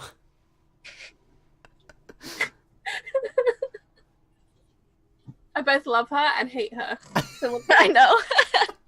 A lot of emotion going on right now. Yeah, the cogs were definitely turning in Lilith's head like, well, I've got like 6 other safe houses. I could just, JK. Yeah. Lady Redson, Alec- when is it? Sorry, please do go ahead, brother. Alec will take the tea and just lift up his mask and take one sip, set the cup back down. I meant pour it. she says, and her eyes just look dead again as she looks at you, but she smiles sweetly. Alec will pour. Thank you, Alex. Such a sweet boy. And slide the cup back towards her, properly distanced. There's like silence in the room, aside from like the pitter-pattering of the window, rain hitting it, and of course the sort of tick, tick, tick, tick lightly in the air. And as you've been in here a while, Lady Faye and Alec, could you both give me a wit check, please? So, Lady Redthorn, you would require me for the diplomacy side of things? Yes, I've heard you're very good at talking, and also at getting people out of situations, including yourself. Not all the diplomacy will be of the sort that Lady Dunmire must ingratiate herself with. I see. That does make more sense to me now. I see. Indeed, and I thought you are an expert at what you do, and I could tell because watching you for a while and reading the reports, you've been incredibly active in the city. Idle hands. You know what they say about those. No, I don't. What do they say? How does that saying go? I was really hoping I wanted to say it. Idle hands make... Oh, yes. Idle hands make the devil's work. There you go. Oh. There we go. That's to do with something Sometimes, I guess. And the devil is in the details, Lady Redthorn. When is it that you would like us to depart for this diplomatic delivery mission? Oh, the morning. Oh, in the morning. Yes, you'll be staying here for the night, and then I'll get you ready. If you need any supplies, let me know. I'll have someone go and pick them up, or of course your servants. Faye is like within an inch of composure. Yeah, Lilith too, and like, no, I get my supplies. Yeah. Could you both give me a will check for the two of you that have been... Because I think, Alec, in this situation, you're kind of used to being talked down to. I think, given that you're, you are seen as a servant sometimes. I forgot I almost dumped two of Stead them. So I think, Alec, you'd control yourself. You've been trained to control yourself. 14. Right. So that's a 17 and 14. Cool. So, Lady Faye Dunmire, you are the epitome of control as you sit there and you compose yourself, despite all of this troubling and incredibly rude suggestions and things being popped up, including one of which was almost a threat, you think. And Almost. No, it was almost, a threat. it was definitely a threat. Oh, I can get you out of this, or I cannot. The least thinly veiled threat in the history of Oh, she's not very good at veiling threats, yeah. And That's why Lilith, she's the physical veil. you're still holding it, but you're losing it a bit. Sort of the I think there's an idea eye of somebody twitch. being like, hey, I know who you are. I know who all of you are, and I also know everything you've been doing, is pretty threatening. Yeah. She's like, not gonna tell you where I keep my stuff. Like, you may know the location of my safe houses, but you don't know which floorboards to look under. Like, Your hospitality is most gracious, Lady Redthorn. Oh, I know. yes. For efficacy's sake, I would suggest that we ladies prefer to pack our own luggage. I am sure you would, but I would not wish to put you out with leaving in such weather, and so it will be my pleasure. But much like you, we don't mind the rain. Yes. I Lovely hate the weather. rain. What gave you that impression?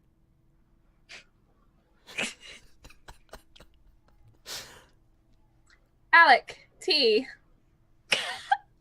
Alec immediately begins pouring the tea. Yeah, there's not much to pour, but you're topping it.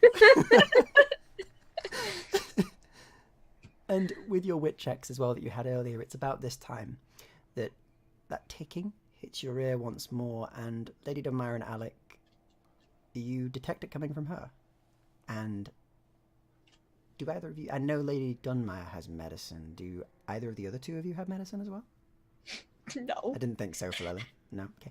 Could you roll me a medicine check at hearing that, Lady Faye Dunmire? 10. Like a 1 with that? Would you like to use a second chance to re-roll that roll? You get one a day that's completely cost-free. Why not? All right. Watch as this gets worse. I know. Much I better, in didn't. fact. So with finally not rolling a 1 on something, you have a think, and there have been medical advancements, and they've only been coming out recently, some of these findings, but it's said that the research and the implementation of some of this was going on for a while in the background, unknown, but recently some papers have been released and a patent for a new model of this, which you have read. There were whispers before, but it's been confirmed in last year that there are artificial organs being produced with a clockwork sort of mechanism to them. The one that she seemingly has is a heart. She seems to have some sort of clockwork heart going on with her, or something supporting the beating of her heart, which explains her paler nature as well. But yes, something... Just keeping the ticker going, if you will. Yeah, she has got a ticker. And very strange, but she has one. She does have a heart. We have now confirmed she has a heart. It might be artificial, but she's got one. Still. Faye resists the urge to comment on it. Is everything all right? Not quite. I was just making a mental list of things that I will require such a trip.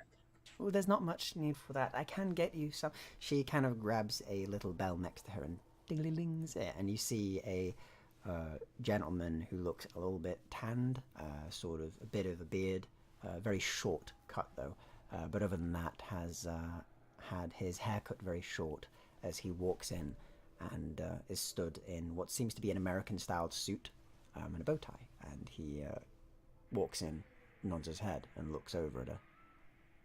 Those of you who do look at him, could you give me a wit check, please? Yes. I'm gonna say that Faye wouldn't look, because you wouldn't look to see a summoned servant. Lilith looks. She doesn't like turn her head. I'm like,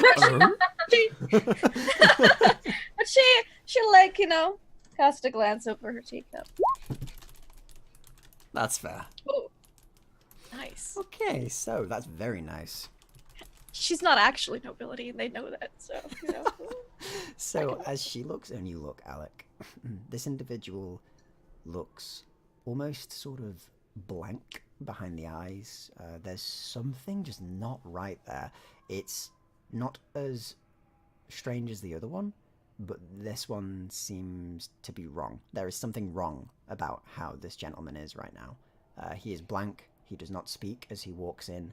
There's that strange absent look behind his eyes, and it's very unemotional. Like there's nothing going on there. He's just serving almost like automatically to his lady's demands. And given your 20, you also see a sort of little scarring around one of his eyes, and a very light bruise that's kind of fading away. Does he carry any weapons? None at all. He is just in a very plain suit and walks in, doesn't speak, looks over, and as she sees him, she looks at him and simply goes, "Oh, Gregory, thank you for coming so swiftly. Could you please get the Lady Faye and her compatriots some paper and a quill, if you will, and some ink, of course, the good one. Get the good ones. They deserve that." He looks over, nods once, turns, and leaves. So delightful. Does he make a sound as he walks? He does make a sound. His feet are kind of heard on the ground. He walks normally. Rather quiet nowadays, that one. She says and just simply continues to sip. I hope you don't mind if I put a couple of things out for purchase on this list as well, as I will put it out of a couple my needed travel supplies. No, that is completely fine, Lilith. Anything you need, I will make sure that my money goes into purchasing it. We'll get you whatever you need. Lovely. As I She's said, just... I'm sorry for bringing you here in such circumstances, but I will do everything I can to help you. This mission is crucial to our city's survival, nay, our country, nay, the world, she says and takes a sip. And as she does, you can hear that ticking a bit louder, as she seems to have been a bit exciting.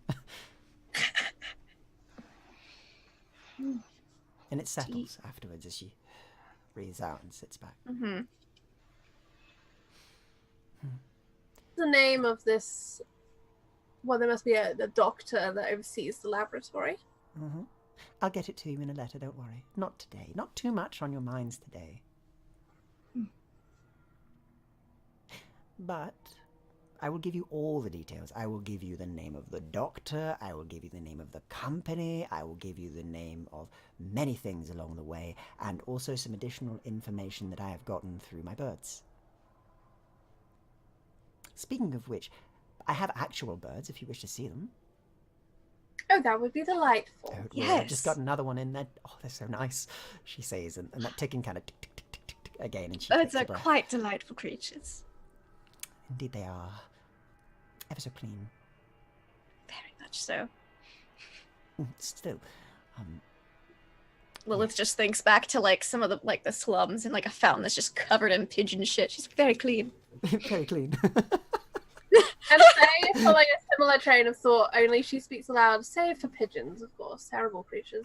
Terrible, yes. But still, simple, and they do what they're told, sometimes, if you train them correct. Anything does as they're supposed to if you train them correctly. Indeed.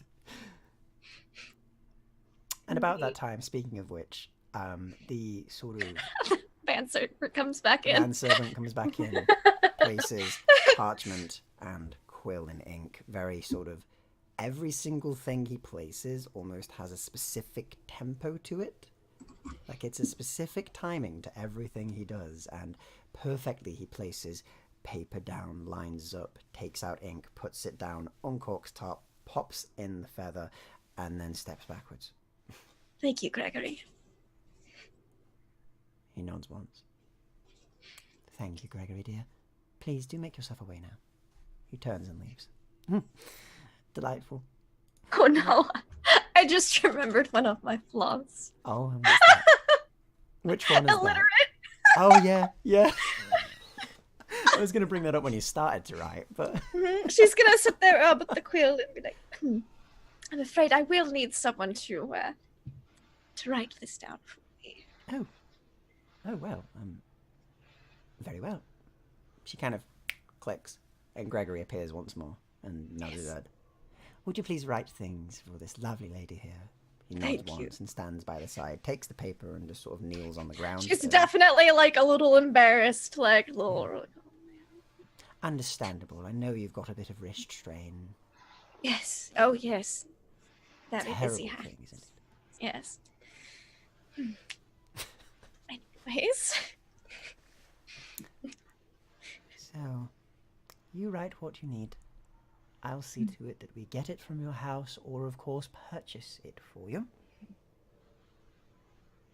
I must apologize, Lady Faye. I did not mean to come off as too threatening earlier with my suggestion of your house. I can't say that I noticed any threatening nature. Oh, I'm sure you would have. I was trying to be. The rest was just manners. But yes, no, the threat is very real. But it is to your benefit, which is the truest case. I am very transparent in such things, Lady Faye Darnmire. It is my business to be. I wish for you to overtake your family and to take your seat. I don't think your dreadful uncle would be able to manage that house well enough in any way. I believe you could make the family rise to prominence, and therefore should be the one in charge. The most interesting commentary on my family. Very much And- so.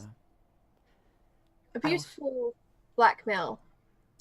I know, I thought about it for so long. I was very excited to reveal it, but I'm glad you enjoyed it. I did too. But yes, aside from that, there... I also felt we had a kinship, you and I. We both lost our families in such dreadful circumstances. Must May their warn you souls heavily. rest well. Indeed, may they. And how have you been? Have you handled things well? Quite well. It can be, As best as one might. yes, it can be quite heartbreaking to have all of them disappear in such a sudden way. It changes people. I've been kept most busy with my ward, Rebecca. Yes. Faye is doing her best to change the subject as quickly as she can. I'm just listening to everything while I dictate my list out to Gregory. It's such like every private detail being dragged up in front of this Lilith woman. Lady Redthorn needs some lessons in etiquette. She needs to chill. Does. I know Has just no the chill, chill pill to unfortunately. prescribe. Let me see. I'm trying to think if anything I have applies to this. What would this be? So this is mainly just to see if you are... Actually, your untouchable might help with this. It's mainly to see if you can do this without sort of bringing yourself in some negative manner or framing it in a negative way. So I'll probably cover it with that, actually. So what does that do? So I believe it protects you from scandal. Mm. So in this case, it will be embarrassment around her. So if you could just give me a roll, and you can add another +2 to your roll as well. So that'll be a 15. That'll be a 15. So on a 15, you sort of tactically maneuver your way around the conversation and get it off that track. And as you all take down your items, which I will get you to give me after session in between the weeks, your conversation is turned to a much more pleasant manner. You talk about other things, things less personal, things away from all of the threats and the strange information she has on all of you. And she acts quite pleasantly with you and talks quite politely as well. And that ticking gets quieter. And after you've all written things, or in your case, Lilith told the manservant to write things down for you, she sort of finishes up the tea and looks at Gregory. Please do take them away for me. And he nods and takes all of your cups away. We'll go see my birds now, she says, and sort of looks at you, Faye. Could you please help me? My leg's a little weak. She asks Faye. Yes. Okay. Just help guide me. That's all. Faye will stand and go around and offer an arm. Yeah, she stands sort of awkwardly at first, and you see her leg sort of lock and then sort of get properly jointed afterwards as she stands and sort of takes out a deep breath. And as you're next to her... fish oil, Lady Redthorn. Very good for the joints. I'm sure it would be, actually. I might try that. It's a dreadful thing. I need to get a new one, really. She sort of stretches it out a bit and then nods. Well, let us go, she says, and sort of holds her hand out and places it just on sort of your elbow. It's the room off to our left. Go to the end, and the one on the right after that. That's the one, the aviary, as we've called it on the sign. Of course, Alec, if you do not wish to see the birds, you may make yourself at home. There are some rooms, of course. They are at the end. Follow your way through the parlour, and you will see doors on all sides. There are your rooms for the night. Pick whichever one you wish. The instant that Lady Faye stood up, Alex stood up in unison with her. Of course. So he's standing there. He nods and he's waiting for Lady Faye. Might I suggest, Lady Redthorn, that Alec is a wonderful beast of burden. Perhaps he could carry you in the chair. No, I wish to walk. Very well. Well then, let's get going, she says, and gets, begins to walk with you. And you go to the aviary. Alec, do you join them or do you go to your room? I'm 3 steps behind Lady Faye. Cool. Not a problem. And you make it to the aviary quite slowly, I'd say, given she seems to walk at quite a slow pace. And Lilith and Alec, given the two of you aren't leading her right now and are afforded a bit more of a view, could you both give me a wit check, please? Yes. A case the joint check. A case the joint check. Oh, I case it good. Oof. Nice. Okay, so yeah, the two of you case it brilliantly. As you look over, just kind of the corner of your eye catches things, and you see a sort of brass tint to her ankle. Seems she has a prosthetic leg on her left side, and also a prosthetic arm on her left side. What kind of items does this house have? I'm looking for a Yeah, weapon. definitely. It's very plain, very blank. There's occasional plant pots. Anything, no trip hazards, nothing no that's trip hazards at dangerous all. along the In fact, walls? they seem to have made this incredibly safe for the lady to walk around. And given that, of course, she does have to take it a bit slower with her prosthetic, they have actually cared about the way that she can get around her own house. So there's no trip hazards at all. Nothing difficult to get around. Looking at anything valuable, paintings. There are a few paintings, Nice, some nice, beautiful okay. paintings. And can you give me an appraise check, please? Oh, I don't think I have a praise. No, I just steal stuff and sell it. I don't praise it. I just go, this looks fancy. All right, give me and a then wit check anyway. Okay.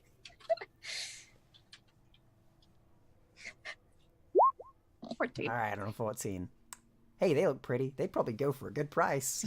That's just what she thinks. There's one Yeah. in particular that's like a bit bigger, and bigger sells for more, surely. So. Yeah, definitely. And look at that gold gilded frame. Oh yeah, That definitely. alone, There's a lot of gilded frames. Mm. The place is very blank, but very opulent at the same time. It's Mhm. strange in how it's been Yeah. put together. Just keeping an eye out for more servants' quarters too if I see them. You do actually spot a few as you're walking as well, because you see a few servants almost appear out of nowhere, which they seem to come Just- through the wall. In case this happens to be valuable information at a later point in time, to know where her servants' corridors are. Yeah, you note a few, and you spot them a few times as they sort of slide them open and sort of close them behind themselves, nod, and begin to make their way off to their business. You see all of them don't look at the lady directly. They always look at her in sort of the peripherals of their eye. They never look at her directly as they sort of walk around and do their business.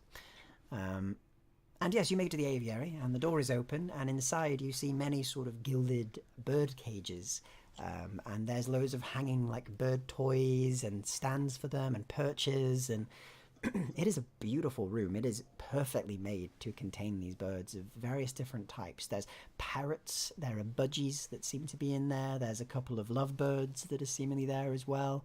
There's beautiful songs coming from one of the corners, and the prized one, the one that seemingly has no cage and is currently hopping around on one of the bigger sort of perches, is a very strange bird, a sort of black and white bird with a very colourful beak, which has rings on it. And it seems to, for those of you who have a basic knowledge of nature, so yourself, Lady Faye Dunmire, you'd know of this at least, that's a toucan. As this rather massive beaked bird just kind of turns its head and stares at you. That's Candy Corn, a delightful bird. My favourite. Delightful name. Indeed. She kind of whistles, and it looks over, and then hops on over onto the floor, and kind of looks at you. Its beak sort of turning in big movements as it looks around at you, Lilith, and then at you, Faye. He's friendly. Don't worry. But Delightful collection, Lady Red. Oh, very charming. Oh, they are. They're lovely, and the song is beautiful. It's they keep me company a lot of the time. Don't get many visitors. And yes, they're very nice. Would you like to hold any of them? Or play with any of them? Oh yes, Lilith. Why didn't we see your adventurous side? Well, that is quite a deep side indeed. I would love to play with one of them. Brilliant. Hold one. Candy corn seems to have taken a liking to you. The sort of toucan hops around your foot Mm-hmm. and continues to stare at you with its massive beak. Just sort of... Just imagine like the Fruit Loops toucan just basically that, yeah. And it's occasionally making, that sort of noise that they make. Mm-hmm. Yeah, she'll go down and kind of, like hold her hand out, kind of, pet the bird a little bit. Yeah, it seems very friendly, actually. It's very well trained, and it seems to be very, very appreciative of company and likes people. And yeah, it takes to it happily enough. It sort of moves its beak around to get you to scratch different bits of it, and it kind of hops onto your hand at one point. It's quite heavy, but it hops on there anyway. Yeah. Do you believe Candy Corn is taken quite a liking? Adorable. It seems like it. You should come and play with him again some other time as well. Of course. But the hour is getting late, so Yes. I must rest soon. All of this excitement has taken quite a bit out of me. Rest is quite important. Indeed. Your rooms are all prepared for you. If you need anything, ring the bell, a servant will appear, and they will do anything you wish.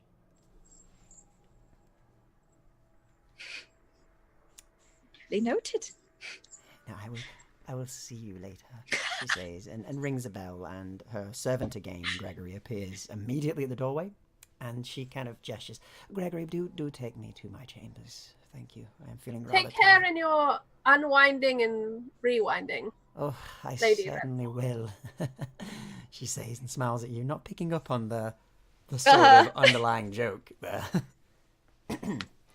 Lilith gives a little the corners of her mouth go like she gets it. And she leaves, leaving you all alone in the aviary. Candy corn is still on your arm. She'll kind of walk over to a little bird perch and kind of let him get It off. takes a few attempts. And then eventually he kind of steps Release. off. Step up. Step up. As you say step up, it does. There we are. Until then, you're doing the thing, you know how birds do when they're on your finger, and they just kind of bob around the angle and just stay yeah. there. Just dealt more with carrier birds, and you just grab them. I don't know what to do. Yeah, with basically. this. But yeah, you put it onto a perch, it stands there and just kind of looks at you all. But otherwise, it just seems calm. And there are no servants in this room, it seems. No, but lots of little birds. Many, many birds. So many birds. There's tens of birds. Tweeting, squeaking, squawking little birds. But you're all left alone. What do you want to do? You say all alone, Hollow. Bunch of birds.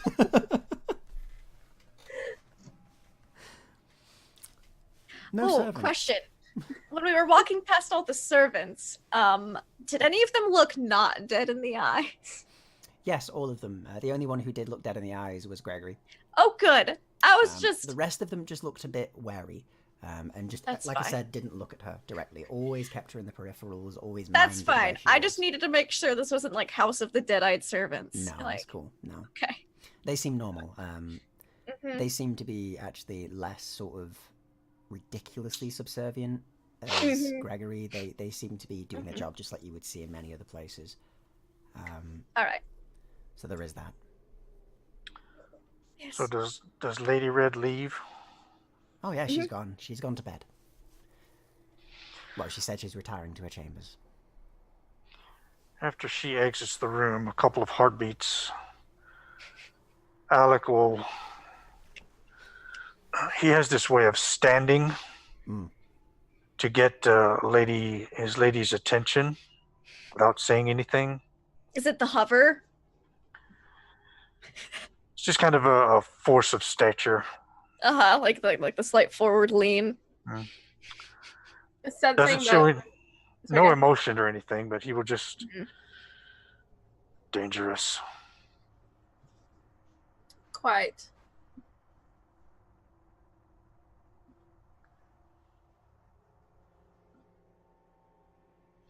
York. So far north. Terrible place.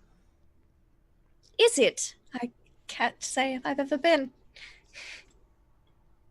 Only based on what I've heard. Hmm.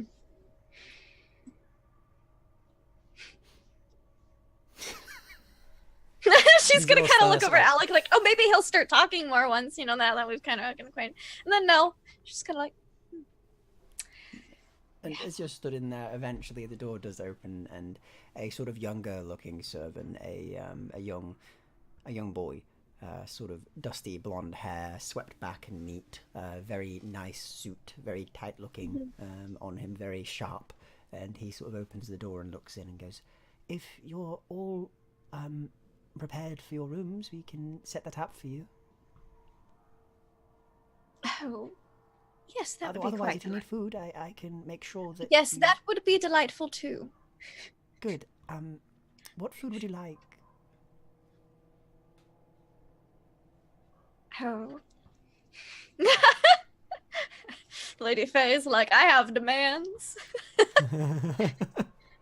Here, Saw boy, that. see my itinerary. Today's Tuesday, it's meatloaf night. I will not be spared my pizza night right now. I need carbohydrates after such a terrible day. Carbohydrates, pleasant boy. No. Well, we can get you plenty of different stuff. Our cooks are very, very good at what they do. I've not been here long though, but they're good. I think a fish dish with some, perhaps some green beans, something green. We could do that. I believe there's just been a harvest come in, so we got a lot of greens, and I think there's some tuna or some salmon. What would take your fancy more, miss? Salmon, I think. Salmon it is. We will get you some grilled salmon and some peas and some other greens, maybe broccoli, and we'll get some mash with that, maybe, miss, if that sounds good. Oh, no, I think Charlotte potatoes sliced. Oh, very well. Of course, whatever you wish. You are servants, and we will you are guests, we are servants, sorry, and I will make sure that everything is correct for you. He sort of steps in and closes the door behind him and sort of walks over We'll a bit. be like, that sounds great. Like, fresh vegetables, this is a good night for eating. Yeah, basically. Even if the food ain't exactly fully correct, please don't complain. Oh no, I'm sure it'll be delicious. Yeah. The last cook lost a finger because he didn't cook it long enough on a steak. Said for it to be well done, he gave it the medium rare, lost a finger. She should have lost a finger for ordering a steak well done. That's a good one. She's a cruel mistress, and I'm sure that you might have seen a few of the servants, Gregory. But she is nice in her own way. She does look after those that need looking after. But just be careful. There's another side to her. We are well acquainted, thank you. You do well not to speak of your mistress such. I normally wouldn't, but we don't usually have. He sort of stops himself and then looked troubled for a moment as if he's gonna say something, and then just, I'll go get the salmon now. Thank you. Perhaps a small tumbler of wine? I'll bring you a bottle, miss. White. White wine. Red. With And fish. I will bring both, and then you may select to your need, he says. Thank you. Sweating a bit, just like... White wine's for the dinner, the red wine's for dessert. Yeah, of course. Desserts? You want desserts? No. The wine is the dessert. Oh, yeah, that's an easy dessert to make. Very well. He says and nods. Well, I will see you all later. Be well, he says, and leaves in a hurry.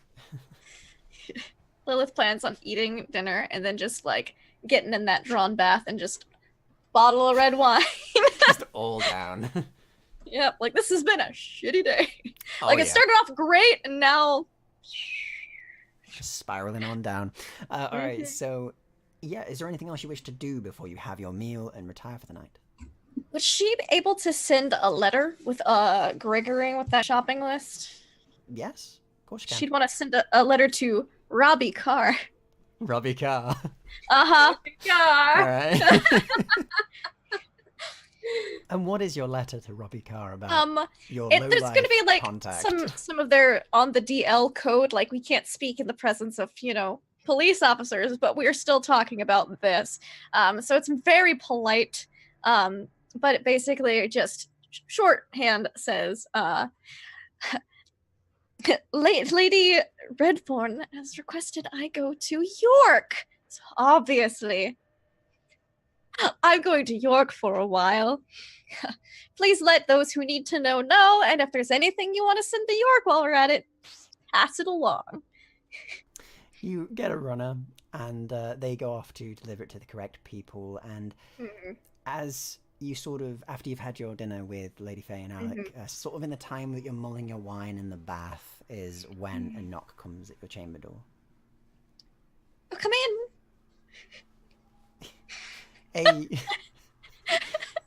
A young man of about the age of sort I'm of fully 20 naked. Come in. walks in and just sort of goes, Lady Lilith, you're...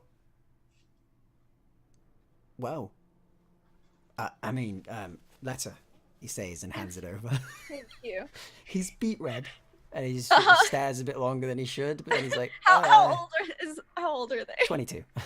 22? She's like, just stay right here. Could you actually read it out to me? My hands are wet. Because she's in the tub. Yeah, Like, I can do that. Yeah. Thank you. Certainly, he says as he, as he sort of starts looking at it and goes, it's written rather bad. I'm sorry, my vernacular is going to be a bit off with this. It's perfectly fine. They don't have the best. He says, She's I'll like, speak it in Robbie Carr's accent for you. And he goes, uh-huh. oh, hey up Lilith, how's it going? Glad to hear you well, but it's a bit shame that you're going up north. Good place though up north, it's good. Really want to visit home. If you go by Sheffield, let the family know I told you that I'm alright. Other than that, if you could take a bit of the gear, that'd be good. We still have some of it there. You know the one I'm talking about. And if you possibly swing by at morning before you set off, I'll have a nice care package for you to help you on your way. Yours dearly, your best friend, Robbie Carr.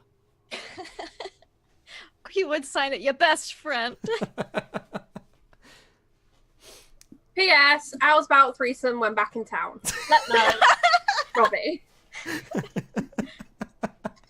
XOXO. XOXO. And yeah, aside from that, he that's all he gives you. But he says he'll get it to you, and the man, the young man, is sort of. He probably reading this. understands that if I didn't come in person, like the situation that's up, probably in code, like I can't leave, but you could meet me at the gate out. Yeah, no, he seems to get it. Like you know what Robbie's like. He's a pretty Yeah, straightforward yeah. man, but he's very smart. He knows what you're talking Yeah. about. He picks up on it well. He knows you gotta be, like Jello, rigidly flexible. What? Yeah, I'm just saying. You gotta be flexible, but not so much. You gotta maintain, You like Jello, form. my friend. Yeah, you like Jello, rigidly flexible. And so she'll be like, "Thank you for reading that. And could you get the spot on my back for me?" And just Yeah. thank you. And the servant attends to your every need. He is completely taken by your personality and, of course, very sort of natural beauty that you have with. And he's basically eating out the palm of your hand in no time at all. He was not prepared. He was not. He was not indeed. Yeah. And in this house, she's not going to remove her wig or contacts. She doesn't trust it. She's like, I'm just going to sleep in it tonight. Yeah, But she's like, are all your duties tended to this evening? Yeah, I think I might have need of you till morning. Oh. All right then. Yeah. Yeah, I'm free right now. Yeah, right free. He says and sort of. Yeah, and she'll just keep him there for the night. And he stays. He does not move. He stays until morning, and then hurries out in the morning when he has to get to his duties. So leave whenever you like in the morning. I know you have probably duties to tend to. Yes, I'll definitely need to be up early, and that's fine. You don't need to make me a wit check to hear anything that night, as you won't be hearing much. And aside from that, Lady Faye Dunmire and Alec, you have had a delightful meal. You've had some wine, you've had some fish. It's a great time, and you're left very alone aside from the servants coming in, delivering food, leaving. But other than that, they only attend to you if you ring a little bell. Your dog is also fed. Hunter is given a nice feast. I think Faye and Alec communicate through non-verbal means for most of the rest of the evening. Faye communicating her general utter displeasure at everything that has happened since her arrival here. Oh, really? I got the impression it was going great. But yeah, you'd have been getting those sort of eye messages then, Alec. Yeah, this is well practiced. We've grown up like this, so lengthy conversations. And I think Faye's blinky conversation is going to suggest that Alec should go back to our house and deal with some business there, if he can get away. Because as stealthy as Faye believes she could be, probably not that stealthy. Alec I'm nods. considering sneaking out, but because I am real sneaky. Yeah, you are good at shadow. So before she finishes, I will step away from the table and I will go up to our appointed rooms, especially Lady Faye's. Yeah. And I will inspect it for any dangerous objects. Just give the room a very general look around. Could you give me a quick wit check, please, as you're sort of sweeping the room, looking around, looking for any danger or anything at all, just so I can know exactly what you notice? Make sure that it's safe for her to move around in. Okay. Clear of tripping hazards, etc. Mm-hmm.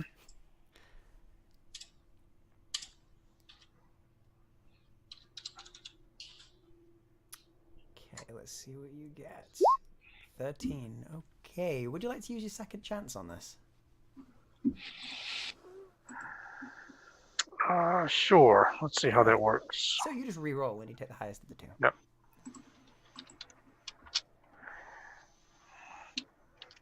Oops. I'll try that again. Oh, very nice. Okay, yeah, so you see everything. The world is revealed to you. And as you look around, you see a very nice plush bed, four-poster bed, a very nice cabinet, completely empty, but with some sort of hooks for her to place her clothing upon, a separated bathroom that is ensuite to the room just for Lady Faye, and very separated, a set of dressing screens, and with your 19 you also notice a bookshelf, and there are many books on there, but some of the titles stand out to you, and the topics seem to be a range of medicine, history, especially medieval history, fascination with it seemingly. There's an entire row dedicated to the history of that, especially of queens and monarchs and of succession. And there is also a uncomfortable amount of books that relate to methods of torture from the medieval days and the evolution of such tactics. Any books on York? None on specifically York. But the history books would include some some bits about it. Obviously, the War of the Roses, for example, was a big event that is going to be in one of these books. So there is bits of information on it, but nothing that is new. Everything is sort of older. So if you want to read on the history of York, you can certainly do that. I will take a couple of the medical tomes Brilliant. down, and I will set them beside the bed on a reading table. I will turn down the bed. Cool. Make sure it's all properly suited. What's the lighting like in here? The lighting is quite dim at the minute, given it's night. There is a sort of gas lantern on the side that you can light to give the room light. But as you flip the bed, I'll give it you with the 19. You see that they are currently sort of wound back and under the bed, but there are some pretty strong-looking restraints that are sort of locked up underneath there. Well, They those seem look familiar. securely away, however. Yeah. All right, I will kind of pull one out just a little bit so that it's more noticeable. Mm. And I will light the lamp, turn it up so it's a little brighter so that my lady can see easier. Oh, yeah. You do light it up more and it illuminates the room. And make sure that it's placed somewhere that it won't be accidentally knocked off, or make sure that it's somewhere secure. Won't catch anything on fire and stuff. No. All It is right, a closed gas lamp, so basically you light it, close it, and turn it up and down as you need, and it continually will sort of light the room. All right, so I'm thinking it was a 20-minute ride. Yeah. And that Here. was from the center of the town, essentially. So probably about from where you are currently, you kind of memorize the general gist of where houses are from your days working funerals and mourning. Probably only around a 20-minute walk from here, actually, on foot. The manors aren't too far apart. And what time of day is it now? Nighttime, so you're looking at, say, 11 p.m. Late. No, that's easy. It is dark inside of the house. Mm-hmm. All right, I will. Yeah, we will need some supplies. Mm-hmm. So I will. Yeah, I will exit the house. Give me a shadow check. All right. That's one of my better ones. Oh, it certainly is. And it's dark as well, so they will have trouble seeing you. Yeah, so this is this house built kind of like ours is? It's not built the same, it is different, but the route you've memorized, so you know your way to the front door. Okay. So, And Lady Faye, you do see Alec emerge from your room, of course. Before he sort of becomes the shadows. Okay. and I will just, slip in the shadows and exit the house. Okay.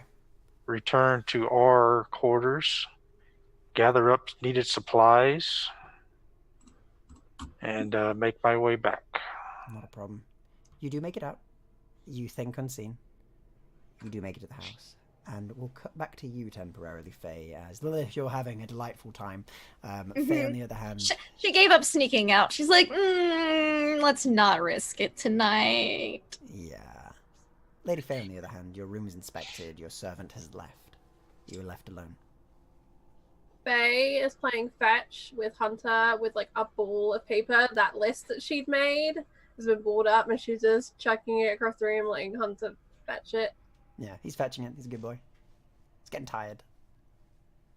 She is kind of taking in her surroundings, but mostly her brain is busy working through how the fuck do I get out of this? I really don't want to go to York. And then she'll kind of appreciate that Alec had set out the medical books beside the bed. And I think she'll sit back and take interest in those. She's specifically waiting for Alec to get back. Okay, not a problem. So, you're waiting and waiting. Do you think there's going to be a weird moment where she gets like a flashback to that conversation with Lady Redthorn where she's talking about, the whole family dying and certain parallels in situations? Yeah. But then she'll just turn the page in the book and try and refocus on the paragraph she was reading. As you're reading those paragraphs, could you give me another history check, please? Sure. My history is... You can have +2 to this as well. We've had a lot of time today to kind of go over the facts of what's going on, so... 18. Okay. All right. Much better. You read. And as you read, some of the topics here, they speak of things that start to jog your memory on exactly some details about the ladies of whose house you're currently staying in. And as you read through them, you read on sort of amputees and the very barbaric medicine that was done years ago, back before the plague happened, the almost butcher-like stuff they used to do.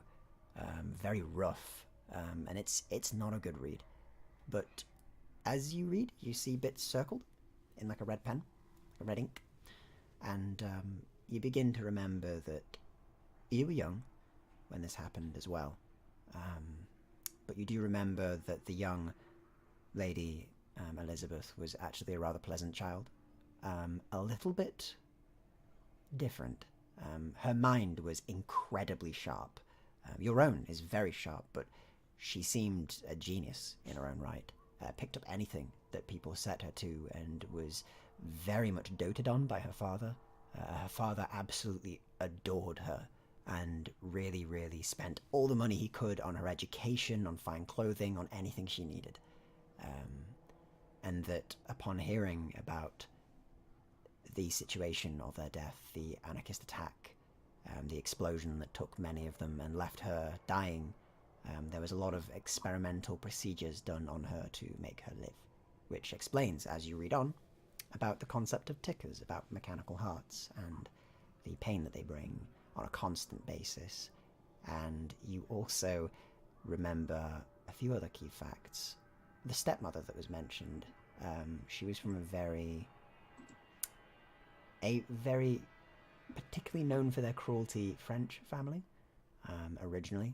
She escaped that life, but it said that she wasn't keen on Elizabeth or her husband's obsession with his own daughter and her education and the rest, and thought that money could go to better use. And her disappearance starts to line up a few strange things for you, and as you're thinking that, you hear something. And can you give me a wit check, please? And it's not the cat, but that's adorable.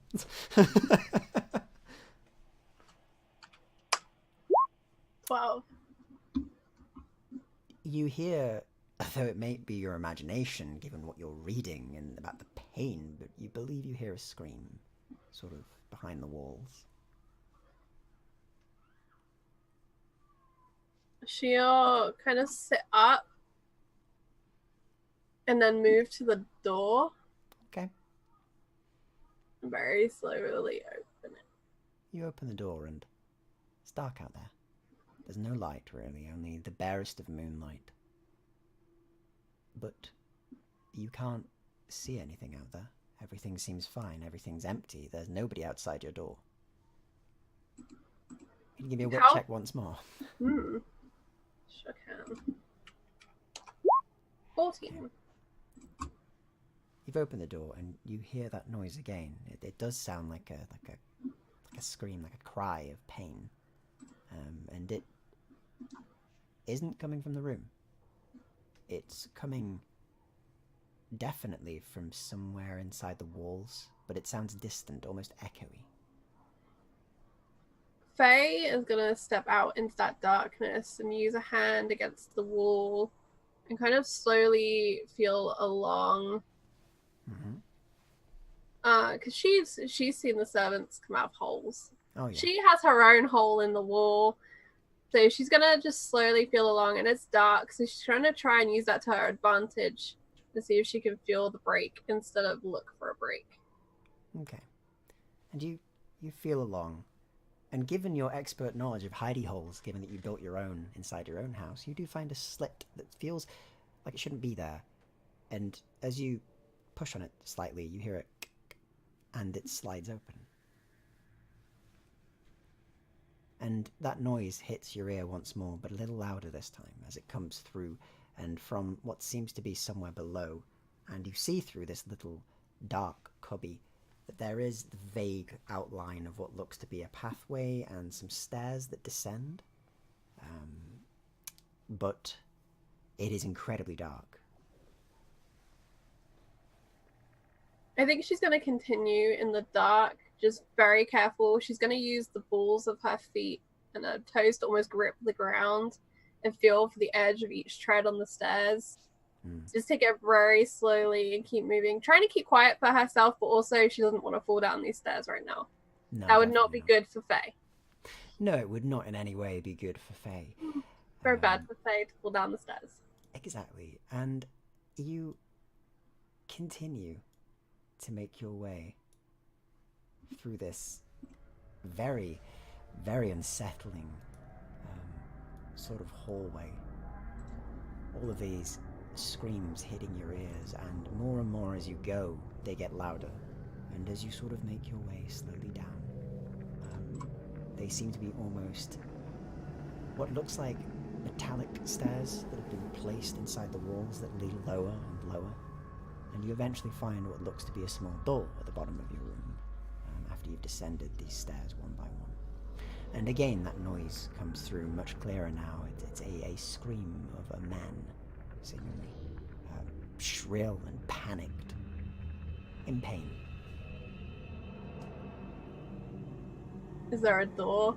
There's a door at the bottom, and it has a single handle on it, and is unlocked. There is no lock on this door at all. Almost like, what's the need? It shouldn't be found. She'll open the door. Okay. You open the door.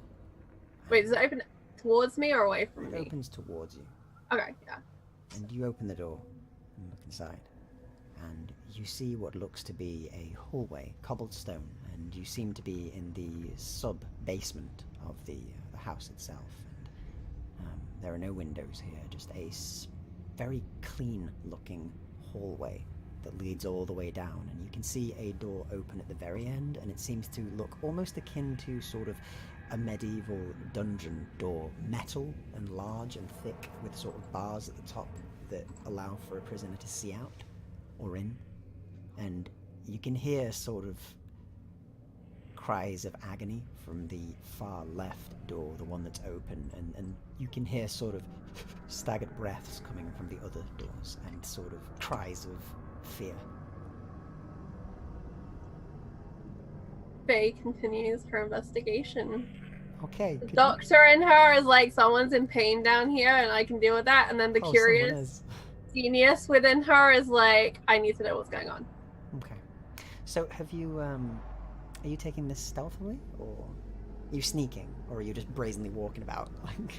I think she's walking slowly. It's not out of stealth, it's just out of not wanting to trip in the dark. No problem. And as you do, and do you peek into the other doors on the way? No, I think she's focused on going to the one where the noise is coming from. Very good. All right.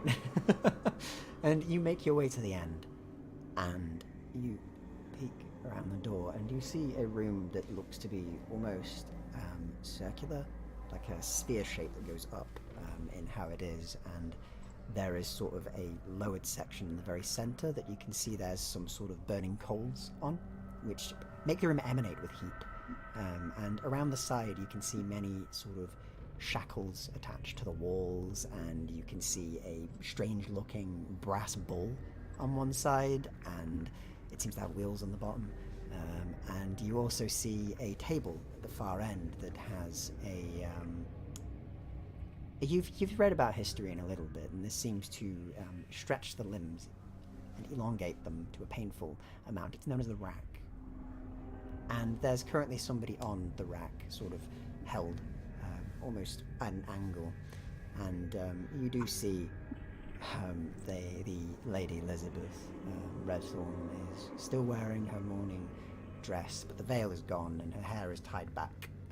And she's wearing a pair of very sort of long rubber gloves, and is sort of fingering over a few different tools that she's got that look very vicious. And seems to pick up something that looks like a thumbscrew of sort. And if you won't speak properly, then we'll have to get better with this, and I'd rather not, so please, just admit what you did and we can be done here. I didn't do anything. I swear. Yes, you will say that for now. Perhaps in another hour. And she continues administering her special kind of care. Elizabeth Redthorn, stop at once. She stops and turns. Oh, Lady Faye, you're up. Why, yes, there was a great deal of screaming coming through the walls. Did they not pad them again? I apologize. And Faye looks between the poor abused man on the rack. He looks and at you desperately, just like, please, please help. She's crazy. Stop with that. I'm not crazy. I'm very well within my own capabilities of my mind. I know what I'm doing. In the name of hospitality, perhaps you will stop. Yes, I will. If it's not padded, it's not fair for you to hear these things. I apologize. And Faye's actually going to go over and check out this poor guy, make sure he's not about to die any second. No, she kind of looks at you and then does sort of... She does seem to sigh a bit disappointed as she takes the corner, both corners of her sort of little thing she's unfurled with her tools on it and starts to roll it up with a little bit of sort of like, damn it, I don't get to play with them now. Almost like a bit of a spoiled child, and kind of seals them up and then pops it away. And as you check him over, could you give me a medicine check, please? I can. And Faye's just acting like she should be here. She's not going to take it. Like, any suggestion that she shouldn't be here. No. 18. He's fine. Well, I say fine. He's living.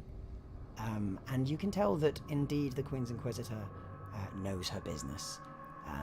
It is not a pretty business, but she is doing this expertly, you would say, despite the fact that this is abhorrent to you with your medical background and also being a person who is not, of course, a psychopath. And it is not nice, but he is alive and will continue to do so. There is no infection in any of his wounds that he has. He has a few sort of smaller puncture wounds, and a few of the nails are missing and the like, a few teeth, but everything has been cleaned expertly. His medical health has been tended to. But he does sort of continue to plead at you, just like, please get me out of here. She's crazy. She's making me... Faye's gonna lock eyes with him, and I'm gonna use my expressive eyes feature to communicate, shut up, I'm dealing with it. He nods and looks away and doesn't say a word.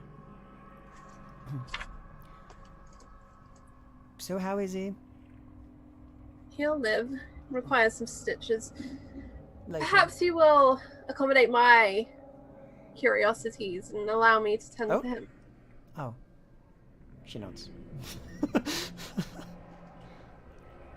Yes, if you must, I guess.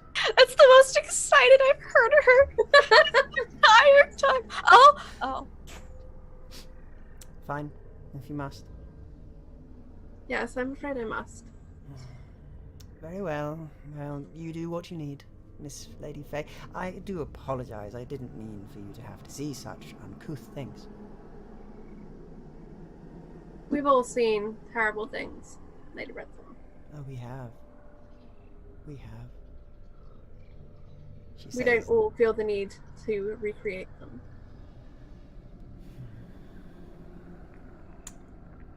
I guess so. Very well, I'll feed the rest and go to bed.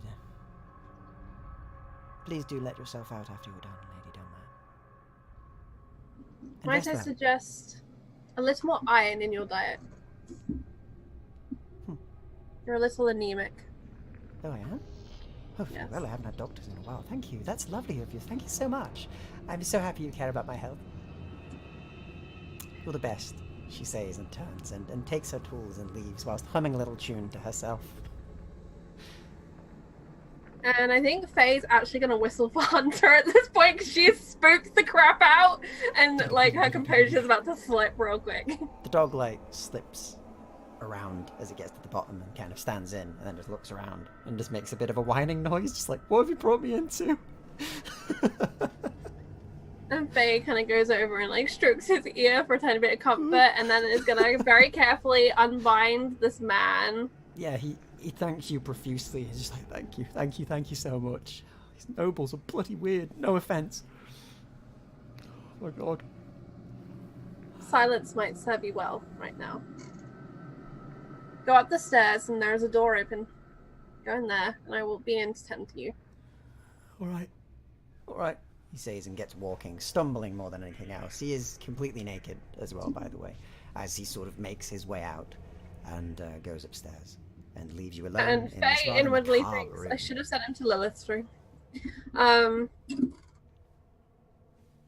Faye on her way Faye on her way back is actually going to stop and check those other doors now. Her curiosity and like she's like, what's in my head is going to be worse than what's behind there, and that's her genuine hope. Yeah. And she's Okay. got her dog with her for protection You've because got she the hasn't got dog, so anything you else. you have the power of dog enhanced will. I think as... did Lady Redthorn leave any tools behind, like scalpels? Oh, plenty. There's a lot Okay. around. There's scalpels, there's pliers, there's all sorts. Faye would very much like a scalpel, please. Yeah, you find one, and it is impeccably clean. It has just been sterilized, in fact. Good to know. And they actually do make for very good medical tools. A lot of them are medical tools, in fact. Mm-hmm. Do you take them up and you go upstairs, I imagine? Or are you looking at the other rooms? Well, she's taking that scalpel and her dog, and she's going to go check the other doors. Okay. Because she's now very concerned, and she's not going to be able to sleep until she knows. Yeah, that's fine. You see inside of each of these a similar scene, but many of them a few of them seemingly asleep, and you see that there are 3 others in there as well, one of which, as you sort of look in, seems to be a rather elderly lady. She looks to be in her perhaps early 50s, but is not in the same state as the rest. In fact, she has a very nice table, which has a tablecloth over it, and tea and cakes, and a nice bed. And aside from the door, which heavily looks to be, a dungeon door, she's well kept. Faye's brain makes a leap about who that might be, and she's keeping that door shut. She doesn't want that lady out. That lady can stay. But the rest seem to be sort of mainly men, and the accent you hear from 2 of them is definitely American.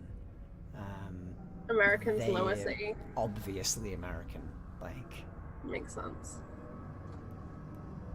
I think she, even though it's a great risk to bring a wrath upon herself, she will attempt to liberate the Americans. Fair enough. She will take away Lady Elizabeth's toys. Like, Lady Elizabeth, you blackmailed me earlier, now I'm going to take your toys away because you don't know how to treat them Dangerous right. game, but yeah, that's fine. Can't So have toys if you're going to do this to them. you go over, and luckily for you, the key is left in the door, like the ring of keys is left in the door that you were outside, and you take it out and start to unlock the Americans and get them out of their shackles, and the 2 of them kind of look at you and just like, thank you. She is crazy. Oh. Right, so she's still alive?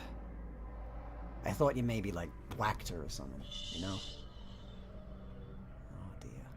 Oh no. God. And Faye is going to very quickly describe the route out of the house. Yeah, and suggest they take it. the naked American kind of looks at you, and the younger one of the 2 kind of goes, could you lend me, a thing to tie around me? I imagine that the Brits aren't going to like me running around out there with it all hanging out in the middle of the night. I'll look like some sort of pervert. Faye kind of rolls her eyes and she looks around like, do you want me to take my petticoats off? What do you want me to do here? Are there any sheets or anything? There are in the room. Use the sheets. Will do. I'll fashion myself a skirt, I guess. He says, thank you. Perhaps a What's your toga. name? A toga, yeah. Gird his loins. Gird my loins. That's what What's your sheets are name, for. by the way? Lady Faye Dunmire. Sounds very good name. My name's Noah Clements, by the way. Pleasure to meet you. Hopefully I will never see this place again in my life. Enchanted. Goodbye. Thank you. Lady has some serious issues, he says, and gets going. Most ladies do. There is an older gentleman, however, who's sort of he limps as he comes out. He's got quite a long beard, quite long hair, and looks to have a bit of a a crazed look in one of his eyes, which seems quite injured as he steps out and he looks at you and kind of goes, "Well, I been here a while. Where'd I go? It's been years." London still stands. Good. Last I heard, they were Perhaps the docks. I hear there are connections to the Americas there now. I wish to see those shores again, he says and sort of looks at you. I shouldn't. In some ways I've paid for my sins, but this is way too much. If you see Gregory out there, you tell him I'm free. You tell him I'll get him out one day. I know she keeps him mighty close, though. I think he was in charge. Faye's gonna reach out a hand to take a closer look at that eye of his. Just Okay. like gently pull the skin apart. Sure. Medicine check, please. Sorry guys, taking over this game with Faye's I think it's all right right Good. now. Alec is like through the streets right now, going to get some supplies, and Lilith is doing other things that are leaving her out of breath. We're both So Yeah. yeah, We're both doing cardio. yes, doing good cardio. Faye also currently has cardio, but it's mostly adrenaline induced. So What is this? 16. All right, a 16. So on your 16, you look at it, and it seems to have what looks like fire scars, like burn scars near his eye, and it looks like his eye was caught in a sort of like a flash fire of some sort, which is why he's blinded in that eye. Yeah. But it seems uninfected and fine, and it is on his left side as well. And she'll kind of just like release his face and give him the same direction as she gave the others. Thank you, miss. I'll sing tales of you when I get home. I'd rather you didn't. I'll sing them quietly, he says and gets going. And you are left. The dog looks up at you, ears down, tail down, just like, whoa, I saw this. You know And Hunter doesn't like blood, so the given he can smell it, he's just like, ugh, gross. Faye will set the scalpel down kind of in this room. I imagine there's like a table or something. Just Oh yeah, there is. There's plenty and of then she'll tables there. scoop up Hunter, and then very, very carefully she's gonna try and walk back up the stairs with dog in arms. Cool. So you walk upstairs with your dog in arms, and the dog nuzzles into you happily, and you make your way upstairs, where you can see that the door is flung open, and the Americans have both belted for it, and the other gent, who is currently being sort of tended to by the Lady Elizabeth, is sort of sat on the bed and just panting a bit. So he let the other ones out. It's probably for the best. Let's hope they are smart enough to avoid her detection. Let's hope.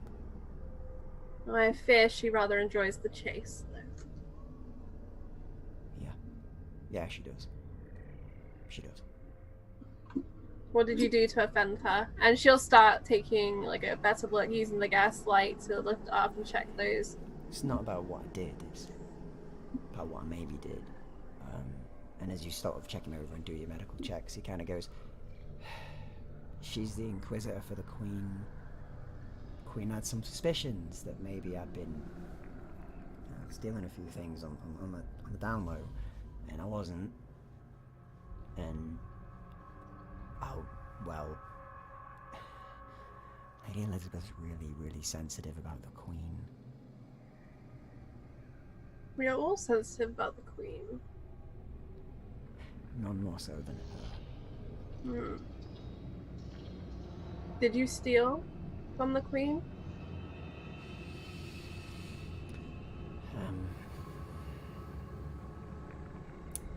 Yes, I did. But it's a crime punishable by death. I don't want to hang.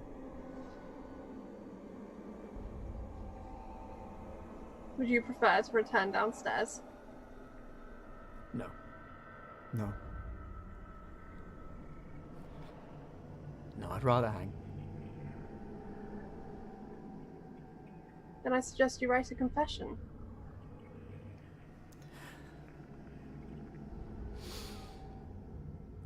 Right. says, and he does. So you managed to get a confession out of him for his crimes. He seemingly stole quite a bit of cutlery, a bit of jewelry from a few of the guests that stayed.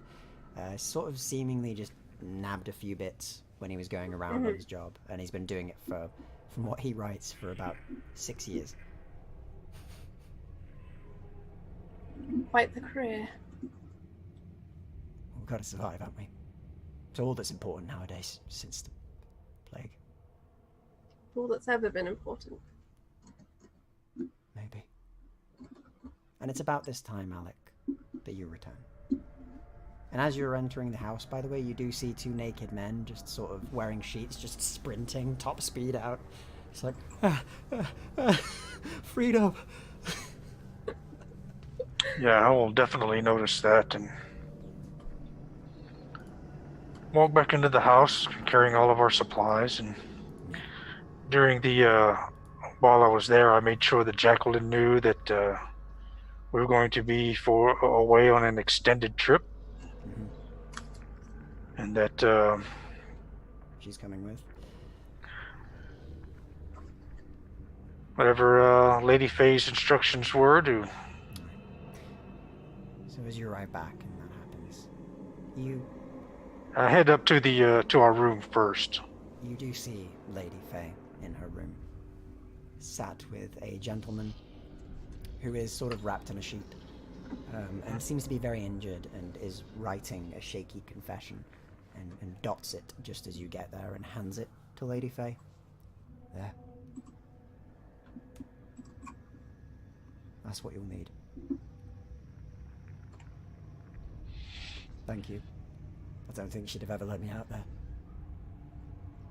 Not until she'd gotten bored. No.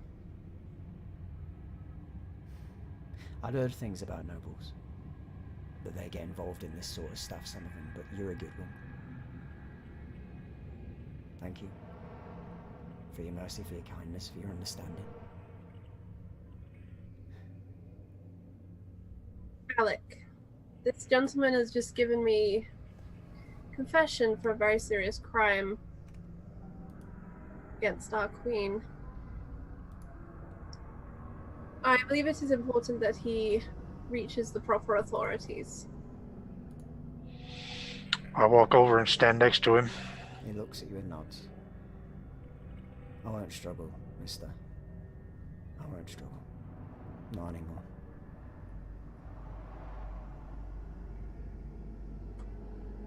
Faye's gonna kind of stand up and turn her back and just do something like, I don't know, get changed or wash her hands in like the little basin or something. Yeah. I'll The take dog this helps, step but and it's heavy. escort him where he needs to go. Yeah, you take him to the constables. They take him in and thank you, and you're soon able to come back. And as you ride back, and the rest of you get a good rest with Lilith, who's had a delightful night, and of course the two of you not having such a great rest, you continue with the rest of your night until eventually the morning sun arrives on the horizon and lights up the city ahead of you. And with the light of the morning comes your new journey. And that is where we'll leave it today. Bum, bum, bum. So, thank you very much for playing. I know I got pretty heavy there, so I appreciate you all, kind of keeping with me. And, yeah, so we'll go around, we'll talk about, what your sort of favourite moment was in the session, and if you want to talk about who you are, tell us where you can find you. So we'll go the same way as last time. So, Lilith, what was your favourite moment? Oh my goodness. I really liked when we were in the tea parlor. And it was just so it was like a battle of tea sipping. It was like, haha, we're all polite, but I'm threatening you. And it was just, it was humorous, yet intense, and like a dance. I really liked that. That was super fun. Social parlay. And also just be like, no. I need you to read this out for me. Excuses.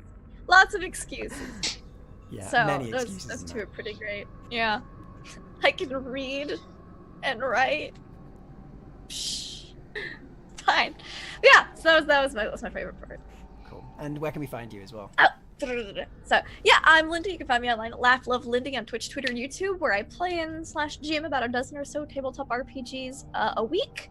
And yeah, that's me. You should definitely check out my channel on Mondays and Tuesdays. We just started a new Monday night campaign, and I have a glorious beard. It's beautiful.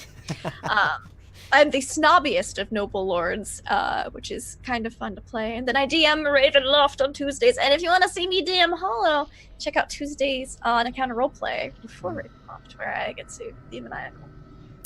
And thanks a lot for coming once again, Lindy, as well. And Alec, Immersion. Let us know what your favorite moment was and where we can find you. Well, favorite is a kind of an overstatement in case no one noticed. Joy and pleasure and the good things that good emotions that normal people have. I say normal. Really don't. Alec doesn't have a concept of what those are, considering the some background information and the current state of the affairs of where we are in this plague-ridden metropolis here. So anytime I get to interact with especially Lady Faye, because she's almost, well, not quite the opposite, but good playoff of Alec's somber attitude and stuff. That's always fun, and looking forward to playing that same off of our other guest members here, especially with Lilith and the couple others that we've got coming in. Oh, yeah. It's going to make for some very fun times, even though I won't get to show it because be able to stay in the character and stuff. But yeah, I am Jimmersion across all the internets. There, I publish geek content through for Geek and Sundry, through my YouTube, my Patreon, and my Twitch channels. And I also star a guest cast with in Laugh Love Lindy's game there, Call of Cthulhu on Tuesdays on Encounter Roleplay. That's also very fun. Totally different character there. Yeah, but I'm looking forward to seeing where this one is going to go. All right, brilliant. Thanks for coming as well. Really enjoyed Alec in this one. It was brilliant seeing you try and keep that completely emotional time with what's been going on. And Charlie, Frost and Fire. Well, my favorite part is just the many voices of Hollow. As we meet every new NPC, a new voice comes out. We traveled many places with voices. No, it was great. I think my favorite part was Robbie Carr appearing in this narrative, because we had so much fun with him in session 0, and his little story with Lilith. So that was really fun for me. And I loved getting to go do something spooky today. That was really cool as well. Definitely a lot of fun, and I'm looking forward to the journey up north and further spookums in the coming weeks. I am at Frost and Fire on the Twitters. I have a pinned tweet which has pretty much everything that I'm doing at the moment. The only thing I would like to plug, actually I've got 2 things I would like to plug. We have a finale on Encounter Roleplay on Wednesday for Adventures in Middle-earth. It's been one of my favorite things that I've played this season. So much fun, and I can't wait. And I will probably roll as badly there as I did today.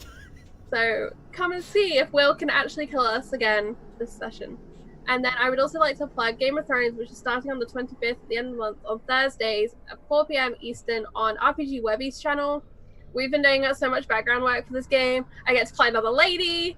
I'm very excited about this game. So there's just 2 little things I want to plug. But yeah, thank you so much, Hollow, for this. And thank you, of course, to Jim and Lindy. And to Pro and Beardy when they join us in a couple of weeks' time. Yeah, we've missed them dearly. Can't wait to get Pro and also our good old Dampier vampire hunter Alucard on the case. That's going to be great. I'm looking forward to both of Beardy and... I really want to see Alucard versus Elizabeth Redthorn. That is something I really want to see. Yeah, that would have been interesting. Maybe Crazy one meets day. Immortal. It would be interesting. But yep, so thank you everybody for tuning in. I've absolutely had a blast running for all of you today and getting into some creepy sort of spooky Victorian horror with you. And I can't wait for the next session. So I'm a Hollowtail. You can find me here on my Twitch where I do this, and I also run a Mass Effect themed game which is on hiatus at the moment, but we'll be back next month. But also here every 2 weeks with this game on a Saturday running with these lovely individuals. You can also find me on YouTube where I do analysis videos for RPG RPGs, and I do lore videos weekly, and I'm uploading a lot more regular there at the moment. And I've been loving the discussions that we've been having in the comments. So until next time, though, thank you so much for watching, and we'll see you soon. Bye-bye.